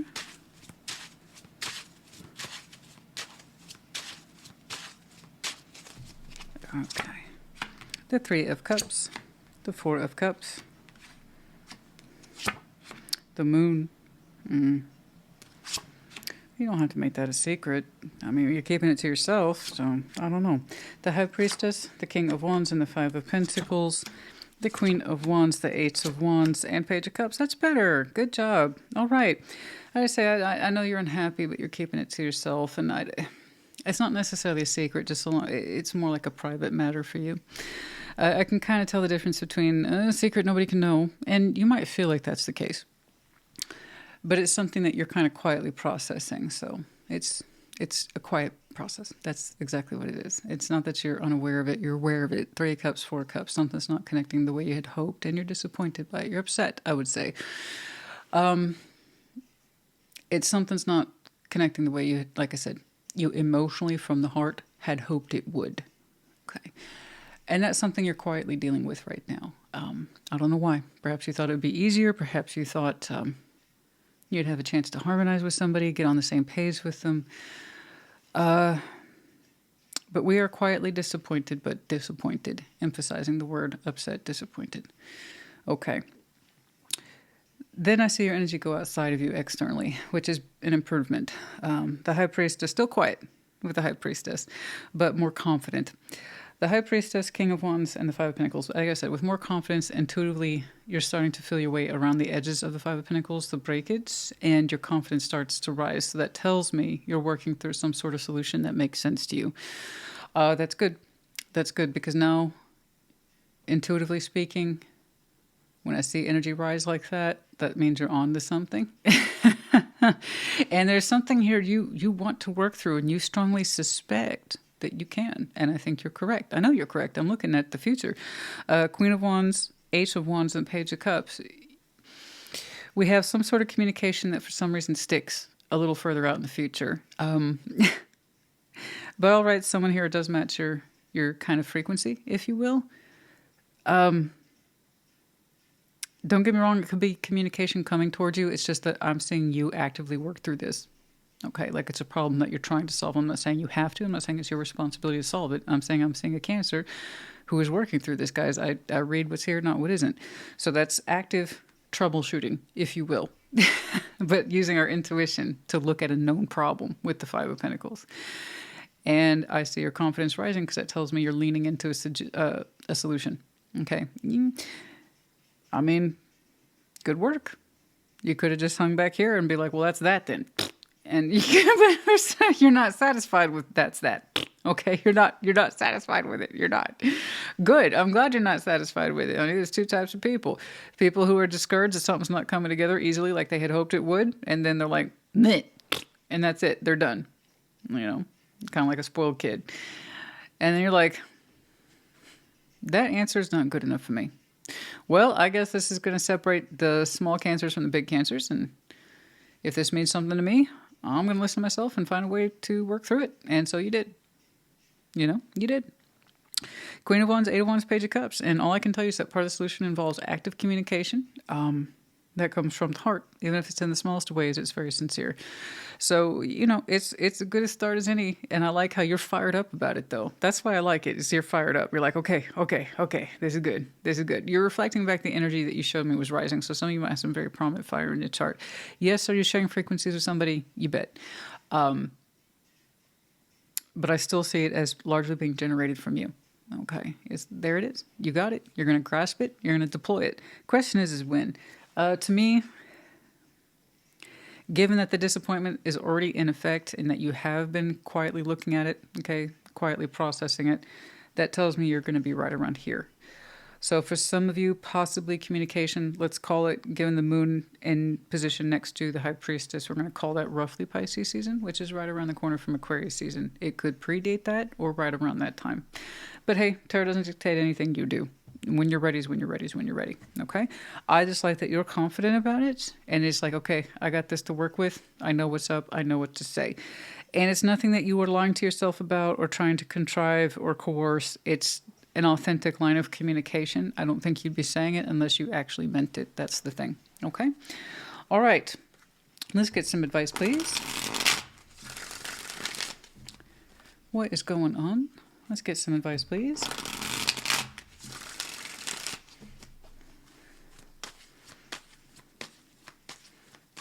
Here comes the rain again. It started raining right around Taurus time, and it's continued. And so naturally, of course, I'm hearing Eurythmics. Great song.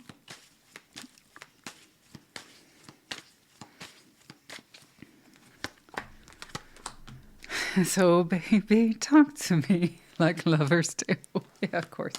Then gave me a nice little chuckle. I was like, you ever had a nice little bubble burst from drinking champagne? It's like, whoo!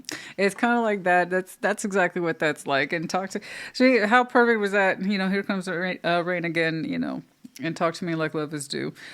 Yeah, it is beautiful. Wheel of Fortune, the Lovers, Temperance. Over time and looking back on it, we understand that our desire or drive to heal with this is actually quite high. Otherwise, we wouldn't have worked through it. And also, we couldn't be disappointed by something that we inherently don't care about.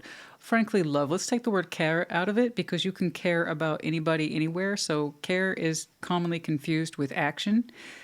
When you actually love somebody, care becomes a form of action. If you don't really love somebody, care is just a kind of vague feeling. That's like insert here as a generic response, right? So you actually do care about this quite a bit, all right? So I understand, as I always say, the Four Cups is kind of a strong reaction to a 3, right? So it tells me you're really upset something didn't come together the way you had thought or hoped, and there's a sense of ease. It's like, I thought it would be easier than that. I don't know, but you're thinking about it. And what you've learned is that over the passage of time, these are all upper division cards, honey. I want to heal with this. We've had our ups and downs. I want to heal with this. I can do this. We can tackle, and there's a we can tackle those strong emotions. Because temperance, it looks easy, but it's not. It's the back and forth of very strong emotions. And that it's not just love that knocks around in those cups, you know. We have to want to, and we understand that the desire here to heal with this person is so high because it's never gone away, you know. So it's pretty strong. It's a pretty strong inclination, right? That's so sweet, though. Look at that. Look at how that lines up. Here's the external, the outward, right? Queen of Wands, Ace of Wands, Page of Cups. Here's the complexity of the spirit behind it. Do you get it? This is what really pisses people. Why are you talking about spiritual and emotional? Just show it in reality, because there's it's what you call background noise. That's the running software program. So if the software program's not running, okay, the stuff on the screen don't work. Does that make sense? And that's beautiful. So we got to get our operating system back in working. Okay. And then it shows up in 3D as a practical function between these two people. But it's a happy function. Let's just start with talking, okay? Let's start with talking. There might be, between these, that just brought to mind how I saw those layered Page Cups and Temperance. It could be that there's an overdue apology, by the way. That's for some, not all. I'm not saying it's anybody's responsibility, but that's just kind of what you call tarot math right there. Page of Cups and Temperance. Yeah, could be a long overdue apology that's needed from the heart, okay? And that can make all the difference, guys. Okay, we have last quarter moon in Scorpio. Reveal what needs to be seen. Yeah, that's beautiful. This one. Last quarter moon in Virgo. Attend to the details. Everybody's getting that. Mind your details. Dot your I's, cross your T's. Okay? And details and revelation, those two are absolutely going together in some way. Okay, Scorpio, Virgo, could be important. All right.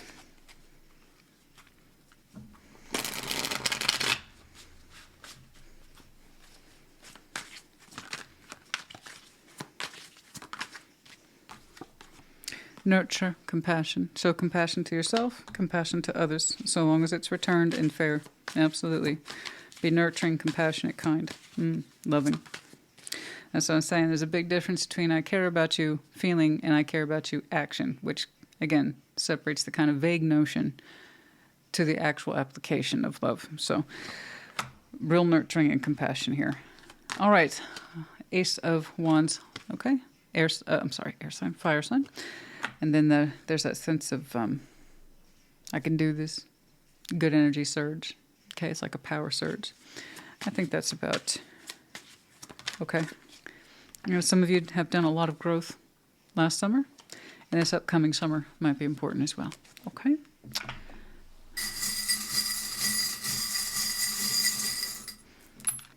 We have the letters X, R, E. We have the medallion of Taurus and then also Gemini. You might have any of these very strong placements in your chart.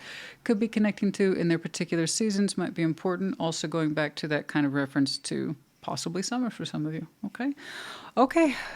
Cancer, honey, I hope this helped you. Put it in the comments. Take care. Be well.